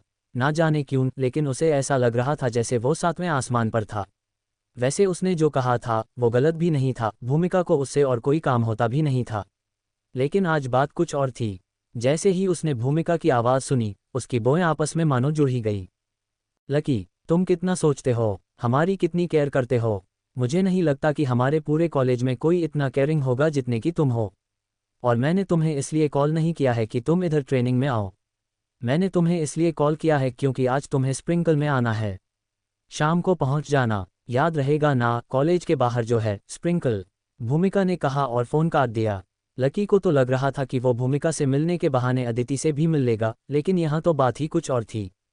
यह मुझे स्प्रिंकल पर क्यों बुला रही है? लकी ने अपने आप से पूछा और फिर घड़ी देखने लगा। शाम होने ही वाली थी, इसलिए वो गार्डन में से उठा और स्प्रिंकल की ओर जाने लगा। स्प्रिंकल लकी के कॉलेज के बाहर का एक बड़ा सा कैफ़े था जो अपने जूस, शेक, कॉफ़ी और बाकी पेय पदार्थों के लिए जाना जाता था। कॉलेज में जिन लोगों के पास में थोड़े से ज़्यादा पैसे होते थे वो वहीं जाकर बनाना शेक पीते थे। लकी थोड़ी ही देर में वहां पहुंच गया था। उसने देखा कि भूमिका पहले से वहीं बैठी थी। उसने आज ट्रेनिंग के कपड़े नहीं पहने थे, बल्कि गहरे नीले रंग की जीन्स, सफ़ेद टी शर्ट और एक गुलाबी रंग का जैकेट पहना हुआ था। उसके बाल हल्के से रंगे हुए थे। लकी ने देखा कि आज तो भूमिका ने हल्का सा मेकअप भी किया हुआ था। लीडर, आप यहाँ अकेले क्या कर रही हो? लकी ने पूछा। क्यों, मैं यहाँ अकेली नहीं आ सकती, भूमिका ने झेपते हुए कहा। उसे विश्वास ही नहीं हो रहा था कि यह वही भूमिका थी जो अभी थोड़ी देर पहले उससे इतने प्यार से बात कर रही थी। लकी को यह चीज़ समझने में देर नहीं लगी कि वो इसलिए प्यार दिखा रही थी ताकि लकी चुपचाप वहाँ पहुँच जाए। लकी ने उससे कुछ नहीं कहा और उसके पास वाले स्टूल पर बैठ गया। सर, आप क्या लेना पसंद करेंगे? एक वेटर आया और उसने लकी से बहुत प्यार से पूछा। अरे ओ, इससे पूछने की ज़रूरत नहीं है, ये यहाँ पहली बार आया है। इसके लिए एक कैपुचिनो ले आओ, भूमिका ने बीच में घुसते हुए कहा। थोड़ी ही देर में लकी के लिए एक कॉफ़ी आ गई थी। लकी चुपचाप बैठकर कॉफ़ी पी रहा था और भूमिका तब तक यही सोच रही थी कि आखिर वो लकी को अपना प्लान कैसे समझाए। उसे लग रहा था कि उसके प्लान के लिए लकी से सूटेबल और कोई नहीं था। लकी ने देखा कि उसकी आंखों में लकी को देखते ही एक मुस्कान तैर गई थी, जिसे देखकर एक बार के लिए लकी भी डर गया था। लकी को उसका इस तरह से उसे देखना अच्छा नहीं लग रहा था और वो बहुत असहज महसूस कर रहा था। वो समझ गया था कि आज भूमिका उसे फिर से किसी चक्कर में फंसाने वाली थी। देखो, मैं सीधे पॉइंट पर आती हूँ। मैं तुमसे एक फेवर चाहती हूँ। फेवर यह है कि तुम्हें मेरी कज़न बहन का बॉयफ्रेंड बनना पड़ेगा, भूमिका ने कहा। शॉक्ड, बॉयफ्रेंड, ये शब्द सुनते ही लकी थोड़ा सा चौंक गया था। उसने टेबल पर रखा टिश्यू उठाया और अपना मुंह पोंछने लगा। लकी पहले ही भूमिका के मुंह से ये सुन चुका था कि उसकी कज़न की उम्र काफ़ी ज़्यादा हो गई थी और अभी तक उसकी शादी नहीं हुई थी। लीडर, आप क्या मजाक कर रहे हो? लकी ने कहा और भूमिका की ओर देखने लगा। वो तो यही मानता था कि भूमिका की नज़र में वो एक फटीचर और लूज़र ही था, जिसकी कोई रिस्पेक्ट नहीं थी, फिर वो उसे अपनी बहन का बॉयफ्रेंड क्यों बना रही थी? अबे ओ, मैं क्यों तेरे साथ मजाक करने लगी? मेरे पास इतना टाइम नहीं है कि मैं यहाँ बैठकर तेरे साथ मजाक करूँ, समझा ना? मेरी बहन की उससे बॉयफ्रेंड से कोई ज़्यादा डिमांड नहीं है और ना ही उसकी कोई लंबी चौड़ी लिस्ट है कि उसका बॉयफ्रेंड ऐसा हो या वैसा हो कुछ। बस उसे यह चाहिए कि उसका बॉयफ्रेंड ईमानदार होना चाहिए और उसकी बात मानने वाला होना चाहिए, बस। और मुझे लगता है कि इस रोल के लिए तुमसे ज़्यादा और कोई फिट नहीं बैठ सकता, भूमिका ने कहा। हाँ, पर इससे पहले कि लकी अपनी तरफ से कुछ कह पाता, भूमिका ने उसकी बात को बीच में ही काटते हुए कहा। पर क्या क्या पर मेरी कज़न का बॉयफ्रेंड बन जाने में तुम्हें कोई प्रॉब्लम है? भूमिका ने लकी के ऊपर दबाव बनाते हुए कहा और आगे बोली। अगर तुम्हें आगे कुछ कहना है तो मत कहो, जो भी जुबान पर आ रहा है उसे कॉफ़ी के साथ वापस निकल जाओ। आज के बाद से तुम बस एक अच्छे बॉयफ्रेंड बनोगे, बात खत्म, भूमिका ने कहा और दूसरी ओर देखने लगी। लकी के होश ही उड़ गए थे। उसे समझ में नहीं आ रहा था कि ना जाने किस मुहूर्त में उसने भूमिका से मिलने के लिए हाँ कर दी थी। उसे पहले ही समझ जाना चाहिए था कि भूमिका इतने प्यार से बात कर रही थी, इसका मतलब साफ था कि उसके साथ कुछ बुरा होने वाला था। अब क्योंकि वो यहाँ आकर बैठ गया था, इसलिए उसके पास यहाँ से जाने का कोई ऑप्शन ही नहीं था। भूमिका ने फिर से उसे देखा और बोली, तुम यहीं बैठो, मेरी बहन अभी थोड़ी देर में आती ही होगी। अच्छे से बिहेव करना और मेरी नाक मत कटवाना। भूमिका ने लकी की बैठे बैठे डेट सेट कर दी और फिर वो अपना फ़ोन निकलाकर अपने कज़न को फ़ोन करते हुए बाहर चली गई। हेलो, कहाँ तक पहुँची? भूमिका ने पूछा। हाँ, मैं बस पहुँचने ही वाली हूँ, मैप पर 1 किलोमीटर और बता रहा है। मैंने तुमसे कहा था कि मेरे लिए कोई ढूंढ कर रखना, कोई मिला क्या? उसकी कज़िन ने उधर से पूछा। हाँ, मैंने उसे ढूंढ लिया है। इस वक्त वो मेरे साथ स्प्रिंकल पर ही बैठा है, भूमिका ने गर्व के साथ कहा। हाँ, लेकिन जैसा चाहिए था वैसे ही है ना? उसकी कज़न ने पूछा। अरे हाँ हाँ, बिल्कुल वैसा ही है, और मैं शर्त लगा कर कह सकती हूँ कि आपको भी वो बहुत पसंद आएगा। मुझे अपने पूरे कॉलेज में इससे अच्छा और कोई नहीं मिल सकता था। अगर आप उससे सड़क पर कहीं मिलती ना, तो आप यही कहती कि यह कोई कॉलेज में पढ़ने वाला लड़का नहीं है, बल्कि ईंटों के भट्टी पर काम करने वाला कोई मजदूर है, भूमिका ने कहा। अच्छा ऐसा है क्या? तब तो ठीक है, अब मुझे कॉन्फिडेंस आ रहा है कि मैं अभिजीत को पटा ही लूंगी, भूमिका की कजिन ने कहा। बहन, मुझे एक बात समझ में नहीं आ रही है। अगर तुम अभिजीत जैसे लड़के को ही अपना बॉयफ्रेंड बनाना चाहती हो, तो फिर तुम इस फटीचर को अपना बॉयफ्रेंड क्यों दिखा रही हो? जब अभिजीत पर हाथ डाल ही दिया है तो फिर इसकी तरफ क्यों देखना? भूमिका ने पूछा। अरे भूमि, तू भी बच्ची है, तुझे पता है कि अभिजीत कितना बड़ा आदमी है। वो करोड़ों का मालिक है और वो मुझसे बहुत ज़्यादा कमाता है। मेरी तो जॉब भी अभी ही लगी है, तो मेरे पास तो उसके जितना पैसा भी नहीं है। अब भले ही वो मुझे पसंद करता है, लेकिन फिर भी कमान उसके हाथ में। जब तक वो मुझे आगे से प्रपोज नहीं करेगा, तब तक मैं उसे जाकर प्रपोज नहीं कर सकती हूँ। और इसीलिए इस पूरी सिचुएशन को अपने हाथ में लेने के लिए मैं इस लड़के के साथ सेट होना चाहती हूँ। जैसे ही अभिजीत मुझे इसके साथ देखेगा वो परेशान होगा, टेंशन में आएगा और आते ही मुझे प्रपोज कर देगा। उसकी कजिन ने उसे सारा खेल समझाते हुए कहा। हाँ, पर इसके लिए किसी फटीचर लड़के की ही क्यों ज़रूरत है? भूमिका को अभी भी पूरी बात समझ में नहीं आ रही थी। अरे पागल लड़की, एक बार ज़रा सोच, अगर अभिजीत की जगह एक गरीब लड़का मेरा बॉयफ्रेंड बन जाएगा तो इससे मैसेज तो यही जाएगा ना कि अभिजीत एक फटीचर से हार गया। जैसे ही उसे यह पता लगेगा उसके तो दिल में आग ही लग जाएगी, और फिर वो मेरे ऊपर और भी ज़्यादा ध्यान देना शुरू कर देगा और मेरा और ख्याल भी रखने लगेगा। उसकी कजिन ने उसे समझाते हुए कहा। अरे वाह, क्या गेम खेला है, भूमिका के मुंह से निकला। अब उसे सब कुछ साफ साफ समझ में आ गया था। और जैसे ही भूमिका ने फ़ोन रखा उसके 5 मिनट के बाद ही एक काले रंग की गाड़ी स्प्रिंकल के सामने आकर खड़ी हो गई थी। उसमें से एक लड़की निकली जिसके बाल लंबे और जूते काले थे। उसके पैर लंबे थे और उसने स्टॉकिंग पहनी हुई थी। जैसे ही वो गाड़ी में से नीचे उतरी सभी मर्दों की निगाहें उसी के ऊपर जा टिकी थी। उसे देखकर ही ऐसा लग रहा था जैसे किसी फैशन शो की मॉडल गाड़ी में से उतर आई थी। बहन, भूमिका उसे दूर से ही देखते हुए चिल्लाए और फिर उसकी ओर जाने लगी। उसकी बहन भी स्प्रिंकल की ओर बढ़ी और फिर दोनों कसकर एक दूसरे से गले मिल लिए। इसके बाद भूमिका ने उससे कहा, अंदर चलें, वो हमारा अंदर ही इंतज़ार कर रहा है। भूमिका ने उसका हाथ पकड़ा और उसके साथ अंदर जाने लगी। इधर उसकी कज़न ने भूमिका को बीच में ही रोका और उसे बोली, एक बात बता, तूने उसे यह बोला तो नहीं है ना कि हम उसे यूज़ करने वाले हैं? मतलब तूने हमारा एक्चुअल प्लान तो नहीं बताया ना उसे? उसे इस बारे में कुछ भी पता नहीं चलना चाहिए। जैसे ही अभिजीत मुझे प्रपोज कर देगा उसके बाद हम उसे सब कुछ सच सच बताकर माफ़ी मांग लेंगे। अरे बहन, इतनी भी छोटी नहीं हूँ कि इतनी सी बात ना समझूं। मैंने तो उसे यही कहा है कि तुम्हें मेरी बहन का बॉयफ्रेंड बनना है बस। बेचारा इतना सीधा है कि मना भी नहीं कर पाया। अब जब हमारा काम पूरा हो जाएगा तो हम उसे सच बता देंगे, और सॉरी बोलें या ना बोलें उस बात से तो कोई फ़र्क ही नहीं पड़ता। भूमिका ने कहा। अच्छा, वो दिखता कैसा है? ठीक तो लगता है ना, क्योंकि जब तक अभिजीत सामने से नहीं आ जाता तब तक तो मुझे उसी की शक्ल देखनी पड़ेगी ना। उसकी कजिन ने फिर से कहा। हाँ, वैसे दिखने में तो अच्छा है, बस गरीब ही है इसलिए अच्छा नहीं लगता। पर हाँ, काम चल जाएगा, चिंता करने की कोई बात नहीं है। भूमिका ने कहा। अच्छा, मैं कैसी दिख रही हूँ? उसकी कजिन ने पूछा। भूमिका ने पहले उसे देखा और फिर उसके आसपास के लड़कों को देखने लगी जो उसकी बहन को ही घूर रहे थे। भूमिका ने अपनी कज़न से कहा, आप इन सब चूज़ों की आंखों में देख लो कि आप कैसी दिख रही हो। उसकी कज़न जोर से हंस दी और फिर भूमिका के हाथ पर हल्की सी एक चपत लगा दी। इसके बाद दोनों स्प्रिंकल के अंदर जाने लगे। इधर लकी अभी भी बैठकर कॉफ़ी ही पी रहा था। उसे लग रहा था कि उसने भूमिका को हाँ करके अपने ही पैर पर कुल्हाड़ी मार ली थी। उसने कॉफ़ी का आखिरी सिप लिया ही था कि उसे पीछे से आवाज़ आई, अरे, यहाँ मेरी बहन आ गई है और तुम्हारी कॉफ़ी अभी तक खत्म नहीं हुई। भूमिका ने कहा। उसकी कजिन ने देखा कि उस लड़के ने सफ़ेद रंग की शर्ट पहनी हुई थी। उसके बालों को पीछे से देखकर तो ऐसा ही लग रहा था कि वो कोई गरीब आदमी है। लेकिन जैसे ही वो भूमिका की दिशा में घुमा उस लड़की के होश उड़ गए। उसे विश्वास नहीं हो रहा था कि उसकी बहन जिसे फटीचर समझ रही थी वो लक्ष्मण लाल अग्रवाल था। इधर लकी ने भी देखा कि भूमिका जिसे अपनी बहन बता रही थी वो सिटी बैंक की मैनेजर यास्मिन थी। दोनों के मुंह एक दूसरे को देखकर खुले के खुले रह गए थे। अब उन तीनों के बीच आगे क्या होना था? क्या होगा जब यास्मीन लकी का सच भूमिका को बात देगी? क्या लकी का राज अब खुल जाएगा? क्या हाल होगा भूमिका का जब उसे लकी की सच्चाई पता लगेगी? जैसे ही लकी और यास्मिन ने एक दूसरे को देखा उन दोनों की आंखें खुली की खुली ही रह गई थी। यास्मिन ने उसे देखते ही पहचान लिया था कि उसके सामने खड़ा आदमी आखिर कौन था। उसे मालूम था कि यही आदमी अभी थोड़े दिनों पहले ही बैंक से सुप्रीम कार्ड लेकर निकला था।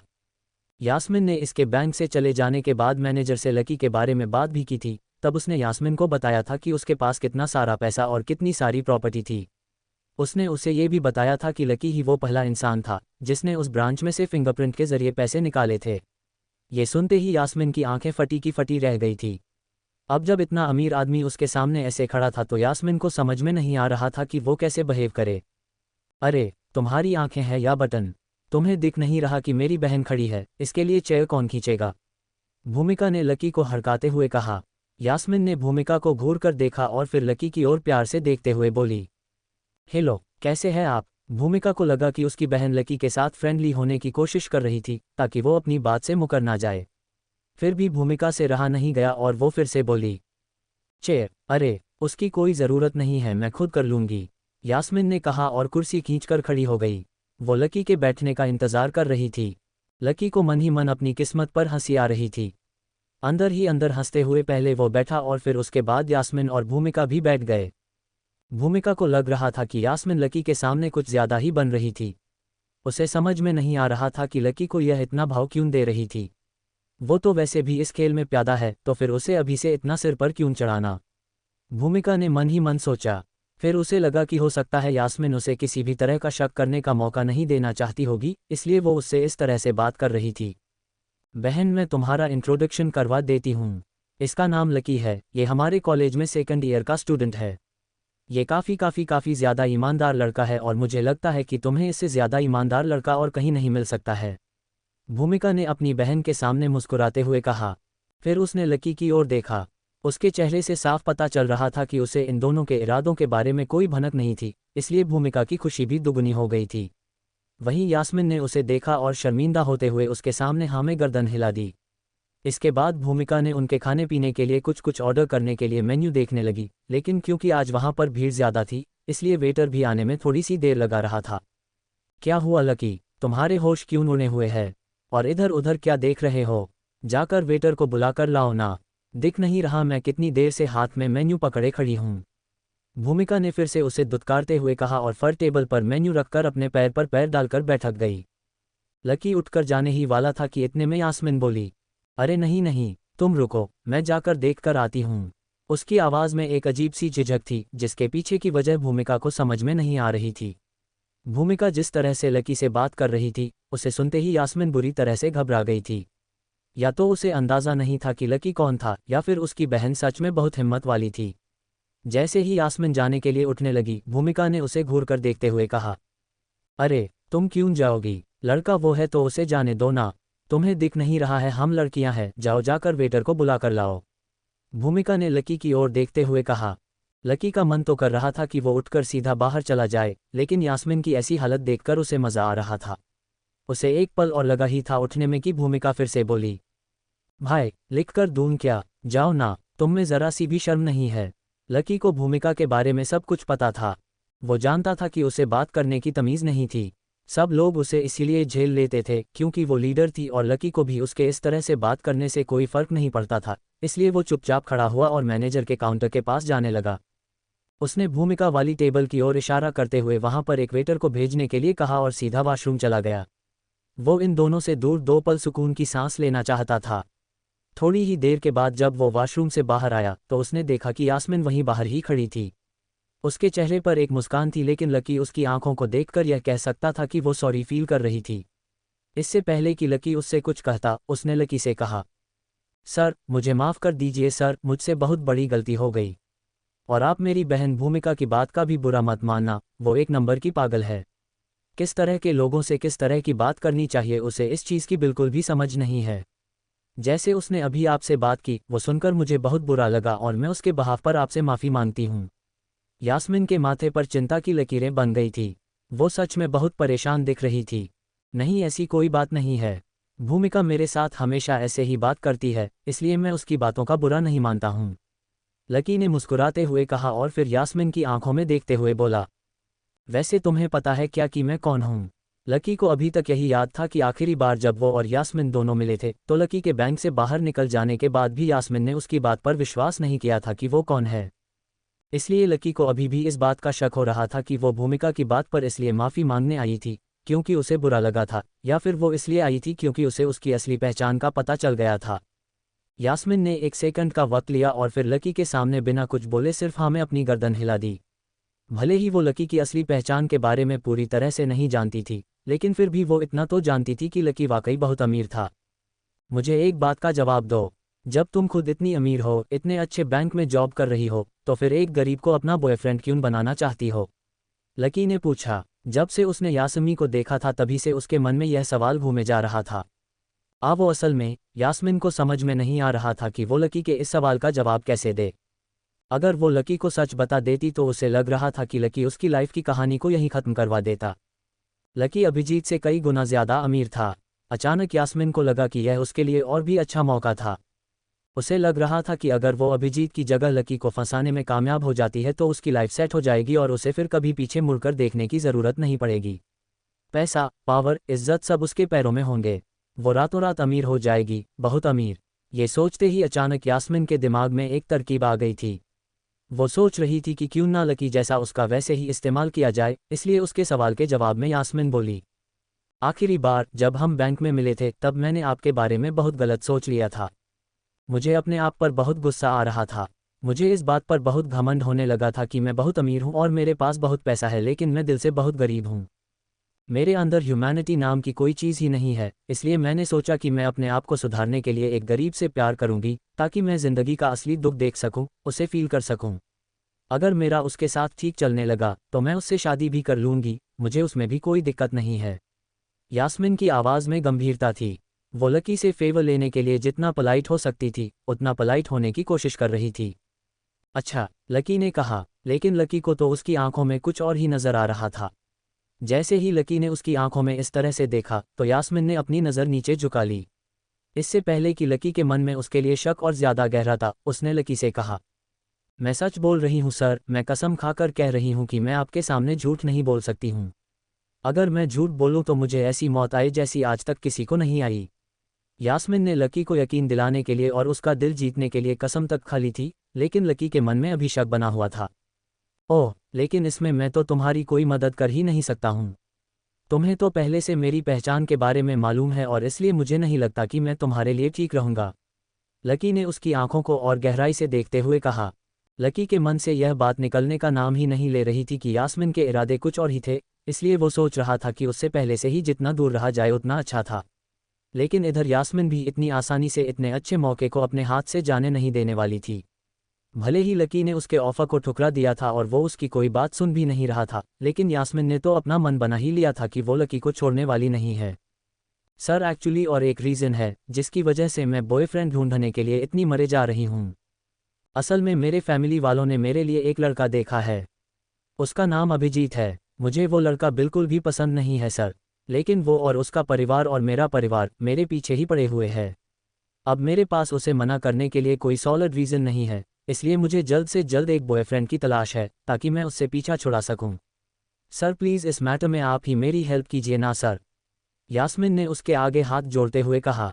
अभी आधे घंटे पहले तो यास्मिन ये सोच रही थी कि आखिर वो ऐसा क्या करे जिससे अभिजीत उसे जल्दी से जल्दी प्रपोज करे, लेकिन अब जब उसे पता चला कि उसके सामने लकी था और लकी उससे कई गुना ज़्यादा अमीर था, तो वो तुरंत अभिजीत के पाले से कूदकर लकी के पाले में आ गई थी। जहां वो एक और अभिजीत के ऊपर जान छिड़क रही थी और उसके लिए लकी को यूज़ करने वाली थी, लेकिन जब उसने देखा कि लकी उसकी बात में हाँ करने से थोड़ा सा झिझक रहा था, तो यास्मिन अपनी आंखों में थोड़े से आंसू भी ले आई थी। उसका गला भर आया था और उसने भरी हुई सी आवाज़ में कहा, सर, मेरी सिचुएशन को समझने की कोशिश कीजिए सर। मेरे पास में और कोई रास्ता ही नहीं है। मैं जानती हूँ कि आप बहुत ही केयरिंग इंसान हैं और आप सबकी मदद भी करते हैं, इसलिए प्लीज़ मेरी भी हेल्प कीजिए। यास्मिन की एक्टिंग देखकर लकी का दिल एक बार को तो पिघल ही गया था।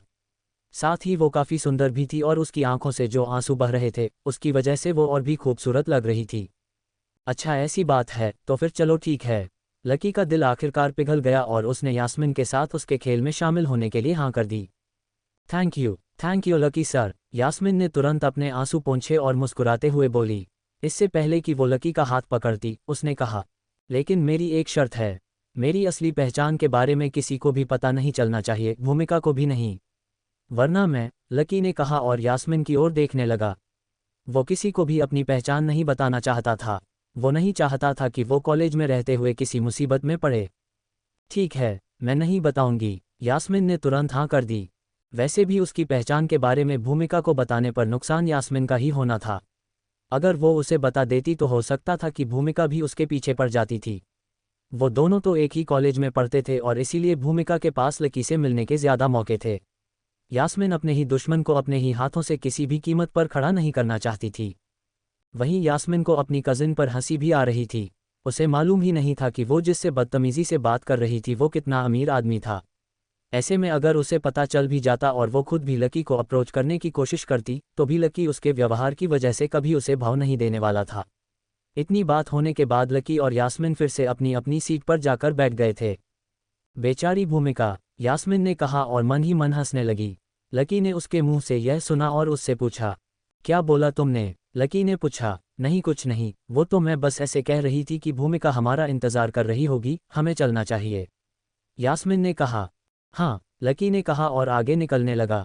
यास्मीन लकी को जाते देख सोचने लगे, उसे एहसास हुआ कि उसके चारों ओर सीटियां बजनी शुरू हो गई थी। आज उसे पता चला कि लकी की असली पहचान क्या थी। लकी तो हाथी था और अभिजीत उसके आगे चींटी। अब आगे यास्मिन लकी को और किस जाल में उलझाने वाली थी।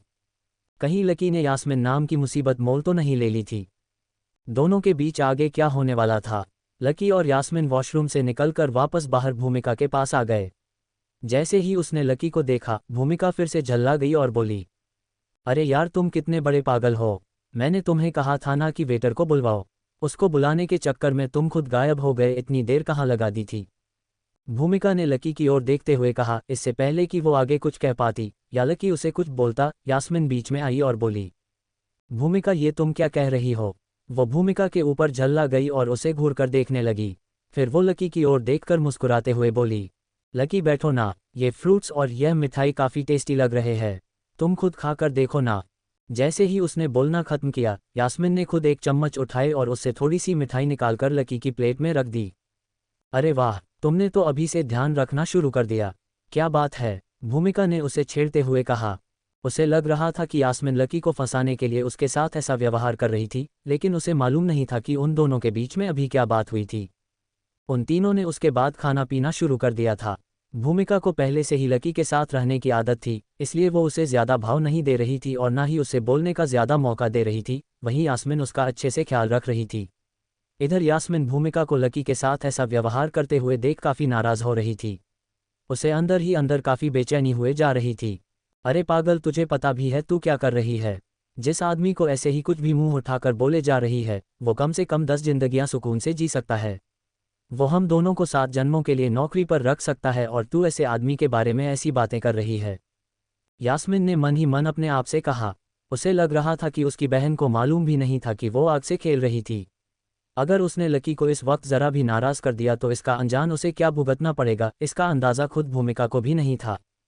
अपना नाश्ता खत्म करने के बाद भूमिका ने अपना मुंह पेपर नैपकिन से साफ किया और लकी की ओर देखते हुए पूछा, लकी, तो तुम्हारा मेरी बहन के बारे में क्या विचार है। अच्छी है, ये बहुत अच्छी है, लकी ने सपाट लहजे में कहा। उसकी आवाज़ में कहीं कोई भाव नहीं थे। यास्मिन उसके लिए मन ही मन मिठास महसूस कर पा रही थी और उसके शरीर में लकी को देखते ही एक सिहरन सी उठ गई थी। लकी का उसके ऊपर अच्छा इंप्रेशन पड़ा था और अगर उसका भी लकी के ऊपर अच्छा इंप्रेशन पड़ गया तो वो कभी उसको अपने से दूर नहीं जाने देने वाली थी। तुम तो गधे ही रहोगे। दिख नहीं रहा है मेरी कज़न कितनी अच्छी है और तुम्हें कितनी आसानी से इसका बॉयफ्रेंड बनने को मिल रहा है। और इसके अलावा तुम्हें क्या चाहिए। भूमिका ने फिर से जलती हुई आग में हाथ डालने की कोशिश करते हुए कहा और फिर अपनी ही बात पर हंसने लगी। भले ही उसे ऐसा लग रहा था कि यास्मिन लकी को अपने बॉयफ्रेंड की तरह इस्तेमाल कर रही थी, लेकिन उसे मालूम नहीं था कि लकी उसके साथ खुद ज़्यादा दिन तक रहने वाला नहीं था।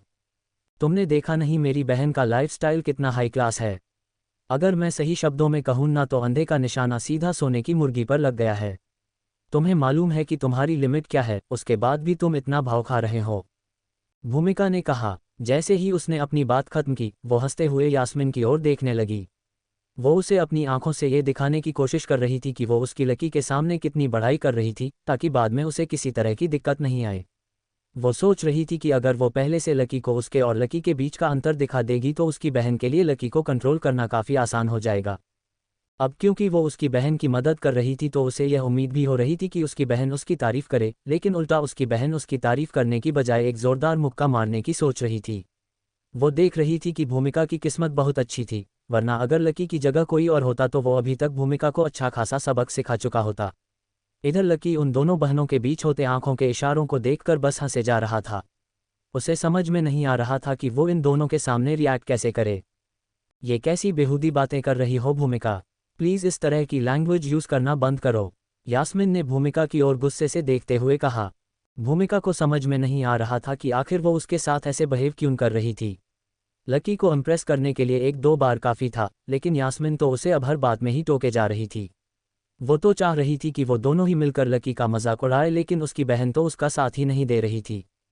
लगता है कि मेरी बहन को भी तुमसे प्यार हो गया है, इसलिए वो मुझे बार बार टोक रही है। लेकिन ऐसा नहीं हो कि कल से यह बोले और तुम इसे टोकना शुरू कर दो, समझे। देख लो कितनी केयरिंग बंदी मिली है तुम्हें। इससे लड़ने की या झगड़ने की तुम्हें बिल्कुल भी ज़रूरत नहीं है। अगर ये तुम्हें कुछ कहे तो सुन लेना, जवाब मत देना। अगर ये तुम्हें मारे भी तो मार खा लेना, लेकिन पलटकर जवाब मत देना। भूमिका ने फिर से लकी पर निशाना साधते हुए कहा।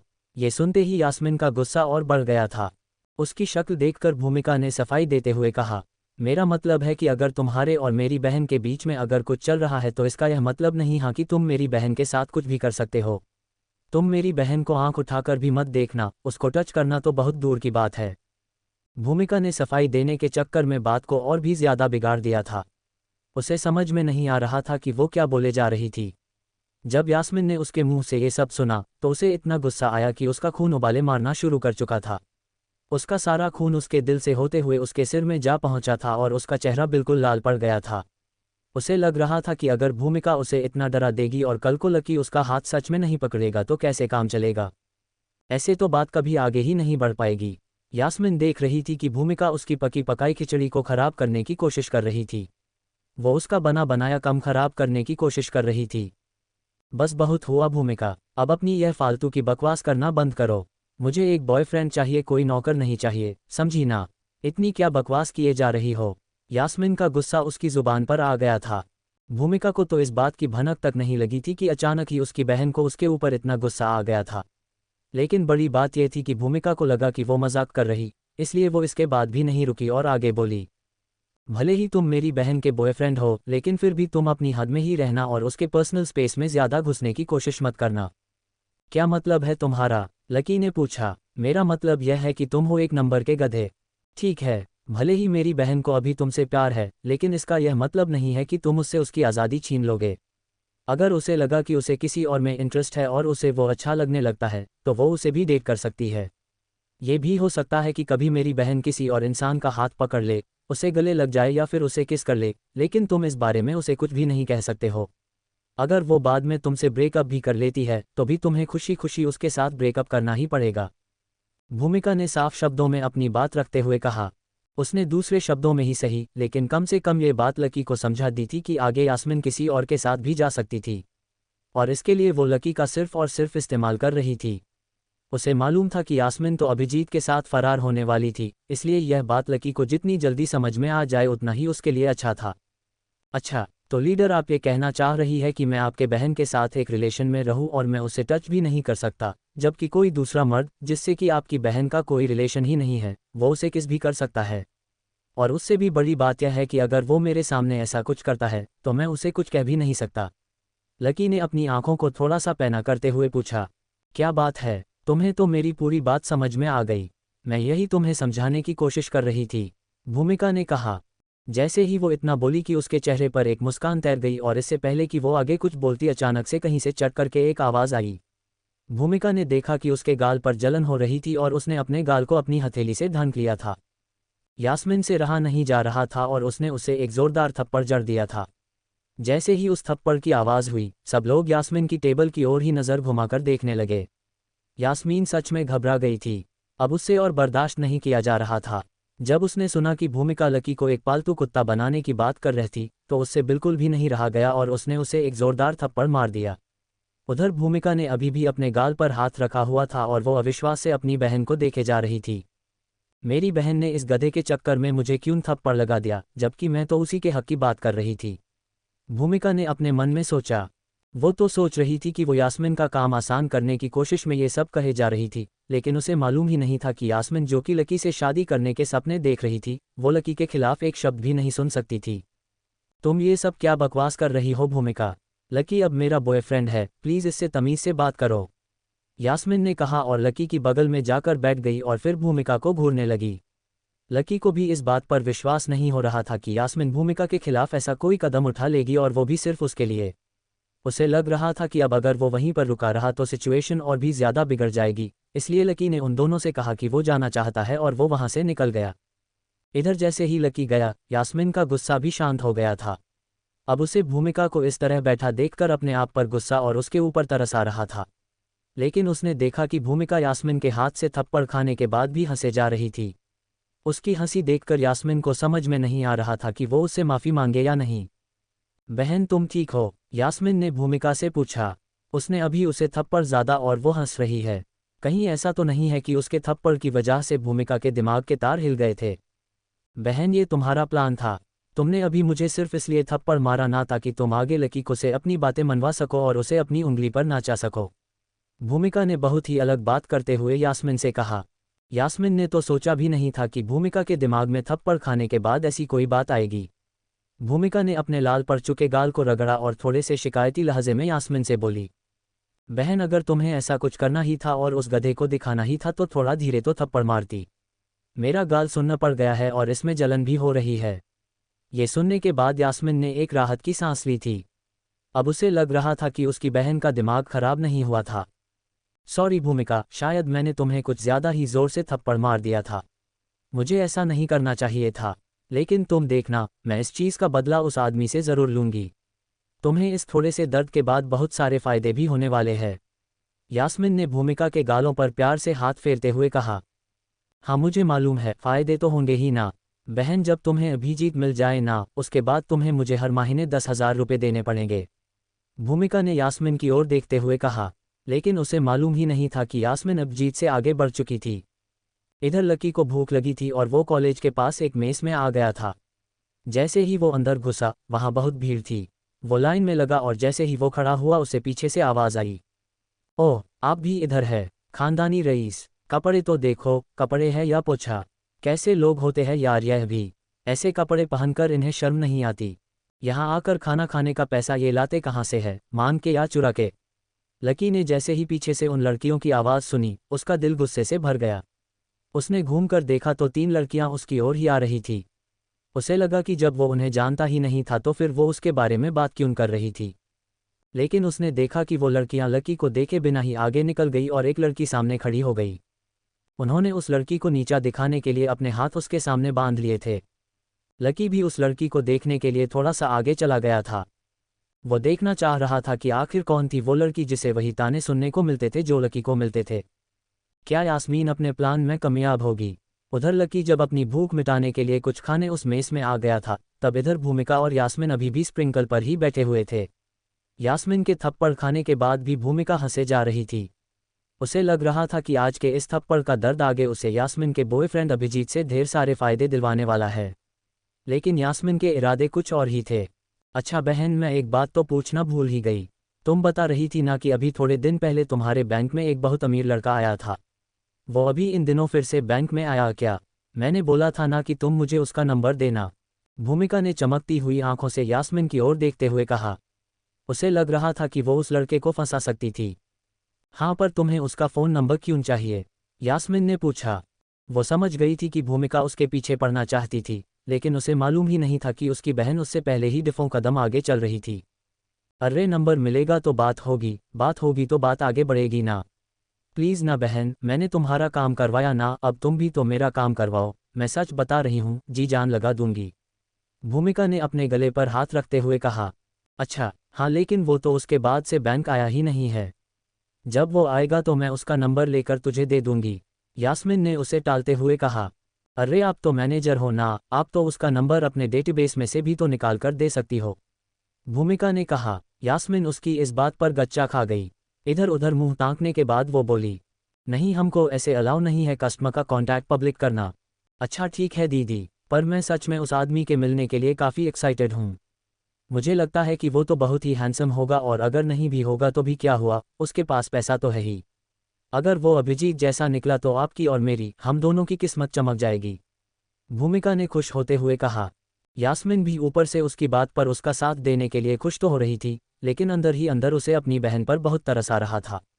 लकी नाम की जिस आग से वो खेले जा रही थी, उस आग में भूमिका ने अपने आप को ही जलाकर यास्मिन का घर रोशन कर दिया था। बेचारी भूमिका, यास्मिन ने अपने मन में सोचा और अपना जूस पीने लगी। इधर लकी उन सब लड़कियों की बातें सुनकर खुद उस लड़की को देखने के लिए उसके पास जाने लगा था। वो तीनों लड़कियां उस एक लड़की को घेर कर खड़ी थी। उनके कपड़े और रंग ढंग देखकर तो ऐसा ही लग रहा था कि वो किसी अच्छे परिवार से आ रही थी। फिर जब लकी ने उस लड़की को देखा तो वो सारा माजरा समझ गया। उसने देखा कि उसने एक सफ़ेद आधी बाजू का कुर्ता पहना हुआ था। उस कुर्ते को देखकर ही समझ में आ रहा था कि उसके कपड़े की क्वालिटी ज़्यादा अच्छी नहीं थी। उसने उसके नीचे एक बहुत ही पुरानी और फेडेड सी जीन्स पहनी हुई थी और साथ ही पैरों में सादे से चप्पल डाले हुए थे। अरे सब लोग, जरा एक बार इस हुस्नपरी को तो देखो। इसका नाम राधिका है और आपको पता है, ये हमारी क्लास की सबसे अमीर लड़की है। नीचे से यह इतनी अमीर है कि हर साल कॉलेज इसे अपनी तरफ से पढ़ने के लिए स्कॉलरशिप देता है। यानी हमारे पेरेंट्स तो पागल है जो दिन रात मेहनत करके हमारी फीस भरते हैं। और मज़े की बात तो यह है कि कॉलेज वाले इसे पढ़ने के लिए जो स्कॉलरशिप देते हैं, ये मैडम यहाँ आकर उसे खाने में उड़ा देती है। इतनी महंगी मेस में कॉलेज के पैसों से खाना खाते हुए तुम्हें शर्म नहीं आती? एक लड़की ने राधिका को फटकारते हुए कहा। हाँ Radhika, how shameless you are. दिखाती तो सबको ऐसे हो जैसे तुम बहुत ही गरीब हो, तो फिर यहाँ आकर खाना खाने के पैसे तुम्हारे पास कहाँ से आता है? This is too much. गरीब होने का नाटक करके तुम उस पैसे को ऐसे उड़ा रही हो। एक और लड़की बोली और इससे पहले कि राधिका अपने बचाव में कुछ कह पाती, किसी ने उसका बैग छीनना शुरू कर दिया तो किसी ने उसके बाल खींचने शुरू कर दिए। सारी लड़कियां उसे खींच रही थी और उसे परेशान किए जा रही थी। इस बात में कोई शक ही नहीं था कि राधिका का उन तीनों खाते पीते घरों की लड़कियों से कोई मुकाबला ही नहीं था। वो अपने आप को उनसे छुड़वाने की कोशिश तो कर रही थी, लेकिन उनसे छूट नहीं पा रही थी। वो लोग उसे खींचे जा रहे थे और राधिका नीचे गिरने ही वाली थी। जैसे ही वो अपने आप को बचाने के लिए थोड़ा सा ऊपर की ओर उठने लगी, तब पहली बार लकी ने उसका चेहरा देखा। वो सांवली सी एक लड़की थी जिसके चेहरे पर रत्ती भर भी मेकअप नहीं था। उसकी आंखें बड़ी और नाक छोटी सी थी। वो काफ़ी सुंदर लग रही थी। उसकी आंखें बंद थी और उसने दर्द के मारे अपने होठों को भींच रखा था। भले ही वो लड़कियां उसे कितना भी परेशान करने की कोशिश कर रही थी, लेकिन वो उनके सामने चिल्ला नहीं रही थी। अपने आप को बचाने की उसकी कोशिश आखिरकार नाकाम रही और वो नीचे गिर गई। तेरी जैसी दोगली के साथ तो ऐसा ही होना चाहिए, उन तीनों में से एक लड़की ने राधिका को दुत्कारते हुए कहा। राधिका फर्श पर लेटी हुई थी। सभी लोग खड़े होकर इस तमाशे को देख रहे थे। मेस के मैनेजर को लग रहा था कि अब राधिका कुछ ऑर्डर नहीं करने वाली थी। फिर भी उसने सोचा कि एक बार पूछ लिया जाए। उसने वहीं खड़े एक वेटर को इशारा किया और उसे राधिका के पास भेज दिया। वो उसके पास पहुंचा और फर्श पर गिरी हुई राधिका से पूछा, क्या आप अभी कुछ खाना पसंद करोगी? राधिका ने उस वेटर की आंखों में देखा, फिर अपने आप को फर्श से उठाया और कपड़े साफ करते हुए बोली, मुझे एक लार्ज थाली पैक कर दो और उसके साथ 2 लस्सी दे देना, मैं इसे अपने साथ ही ले जाऊंगी। एक लार्ज थाली की कीमत 150 रुपये थी और उसके साथ ही 2 लस्सी का रेट था 100 रुपये। यानी राधिका जैसी लड़की अभी 250 रुपये खर्च कर रही थी। 250 रुपये राधिका जैसी लड़की के लिए खर्च करना बहुत ही बड़ी बात थी। जैसे ही बाकी के लोगों ने उसके ऑर्डर को सुना, वो सब फिर से उससे नाराज़ हो गए। इतना पैसा और वो भी स्कॉलरशिप का, इतना खर्च करने के लिए तो इसकी कंप्लेंट एडमिनिस्ट्रेशन से होनी चाहिए। भाई मैं तो खुद छाछ पीता हूँ और यह है कि लस्सी। इसका पोस्ट तो मैं सोशल मीडिया पर डालूंगा ताकि सबको इसकी सच्चाई का पता चल सके। एक लार्ज थाली में तो 2 लोग आराम से खा ले और यह है कि अकेली लार्ज थाली मंगवा रही है। मैंने इतनी भुक्कड़ लड़की आज तक नहीं देखी। वहाँ बैठे सब लोग अपने अपने तरीके से राधिका की टांग खिंचाई करने की कोशिश कर रहे थे। कोई दबी जुबान में उसके बारे में बात कर रहा था तो कोई बहुत ही खुलकर उसके मुंह पर यह सब कह रहा था। लेकिन राधिका की शक्ल देखकर तो ऐसा ही लग रहा था कि उसे इनमें से किसी की भी कही बातों से कोई फर्क नहीं पड़ रहा था। उसने बाकी सबसे अपनी नाजरों को बचाते हुए सिर्फ अपनी आंखें रसोई की ओर घुमा दी थी, जहां से उसका खाना आने वाला था।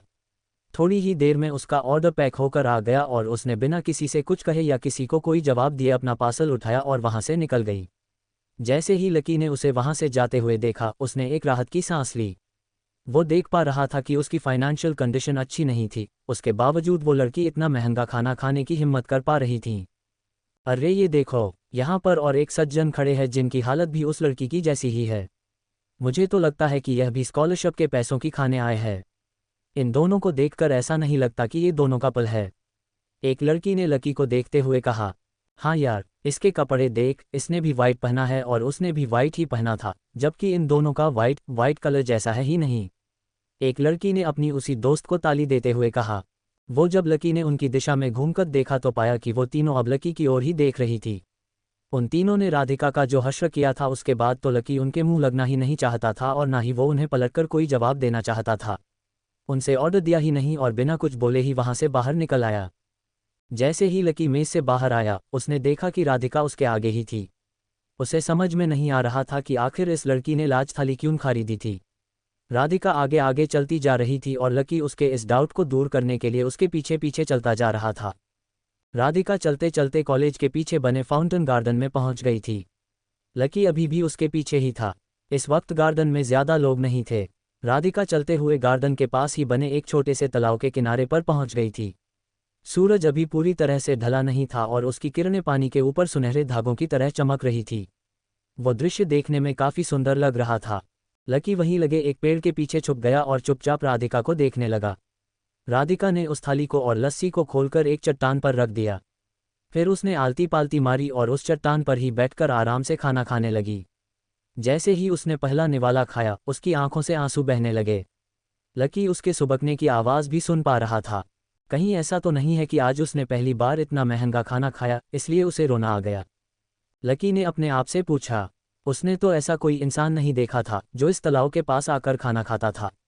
लकी को राधिका का ये व्यवहार थोड़ा सा अजीब लग रहा था। थोड़ी देर उसे इस तरह से खाते देखने के बाद लकी ने वहां से निकलने का फैसला कर लिया था। जैसे ही वो जाने लगा, उसने देखा कि राधिका ने अपनी चम्मच नीचे रख दिया था और वो खड़ी हो गई थी। अरे, यह ऐसे कैसे कर सकती है? खाना खाने के बाद आपको अपना कचरा तो फेंकना चाहिए ना। इस लड़की में ज़रा भी मैनर्स नहीं है क्या? लकी ने अपने आप से कहा। लेकिन फिर उसने देखा कि राधिका वहां से गई नहीं थी।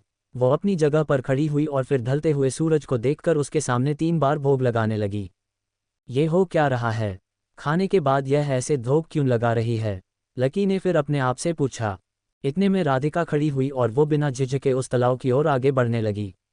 लकी को लग रहा था कि वो आत्महत्या करने के लिए जा रही थी। उसकी हरकत को देखकर अचानक ही लकी के दिमाग में ये ख्याल आया। लेकिन उसके सारे शकों का जवाब राधिका ने अपने काम से पहले ही दे दिया था। वो उस तालाब के किनारे पर पहुंची और सीधी पानी में कूद गई। जैसे ही वो अंदर कूदी, बाहर आवाज़ आई, छपाक। लकी ने जैसे ही देखा कि राधिका पानी में कूद गई थी, वो दौड़कर उसकी ओर गया और राधिका को बचाने के लिए पानी में कूद गया। लकी को तैरना आता था, इसलिए वो पानी के अंदर जाने से झिझका नहीं और उसने अंदर डुबकी लगाकर राधिका को उसके कपड़ों से पकड़ लिया और फिर उसे अपने साथ खींचकर तालाब के किनारे पर लाने लगा। अरे तुम ये क्या कर रहे हो? छोड़ो मुझे, मर जाने दो मुझे। जब लकी ने राधिका को पकड़ रखा था तो राधिका बार बार उससे अपने कपड़े छुड़वाने की कोशिश कर रही थी। वो बार अपने हाथ पैर मारकर लकी को दूर करने की कोशिश कर रही थी, लेकिन लकी ने जो एक बार उसे पकड़ लिया था तो उसके बाद वो उसे छोड़ने का नाम नहीं ले रहा था। आखिरकार काफ़ी देर के संघर्ष और खींचतान के बाद लकी उसे किनारे पर ले आया था। तुमने मुझे बचाया क्यों? किसने बोला कि तुम आकर मेरे पीछे पानी में कूदो? तुम क्यों मेरे और मेरी मौत के बीच में आए? राधिका ने घास के किनारे बैठकर रोते हुए लकी से पूछा। लकी ने देखा कि राधिका पूरी तरह से भीग चुकी थी। उसके सारे कपड़े पानी में भीग जाने की वजह से उसके बदन से चिपक गए थे और वो उसे ऐसे देखकर लकी को उसके ऊपर और दया आ रही थी।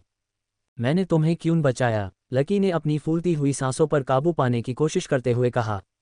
उसे समझ में नहीं आ रहा था कि राधिका आखिर यह सब कर क्यों रही थी। भले ही वो यह नहीं जानता था कि वो थी कौन, क्या करती थी, क्या पढ़ती थी या उसकी लाइफ में क्या चल रहा था। लेकिन जो भी हो, मगर वो उसे ऐसे डूबकर मरने के लिए तो नहीं छोड़ सकता था। लकी ने अपनी सांस को अपने काबू में लिया और बोला, मरना तुम्हारे लिए बहुत आसान होगा। तुम्हें तो लग रहा होगा कि बस इधर आओ, खाओ और पानी में कूदकर मर जाओ, लेकिन पानी में कूदने से पहले क्या तुमने एक भी बार अपने पेरेंट्स के बारे में सोचा?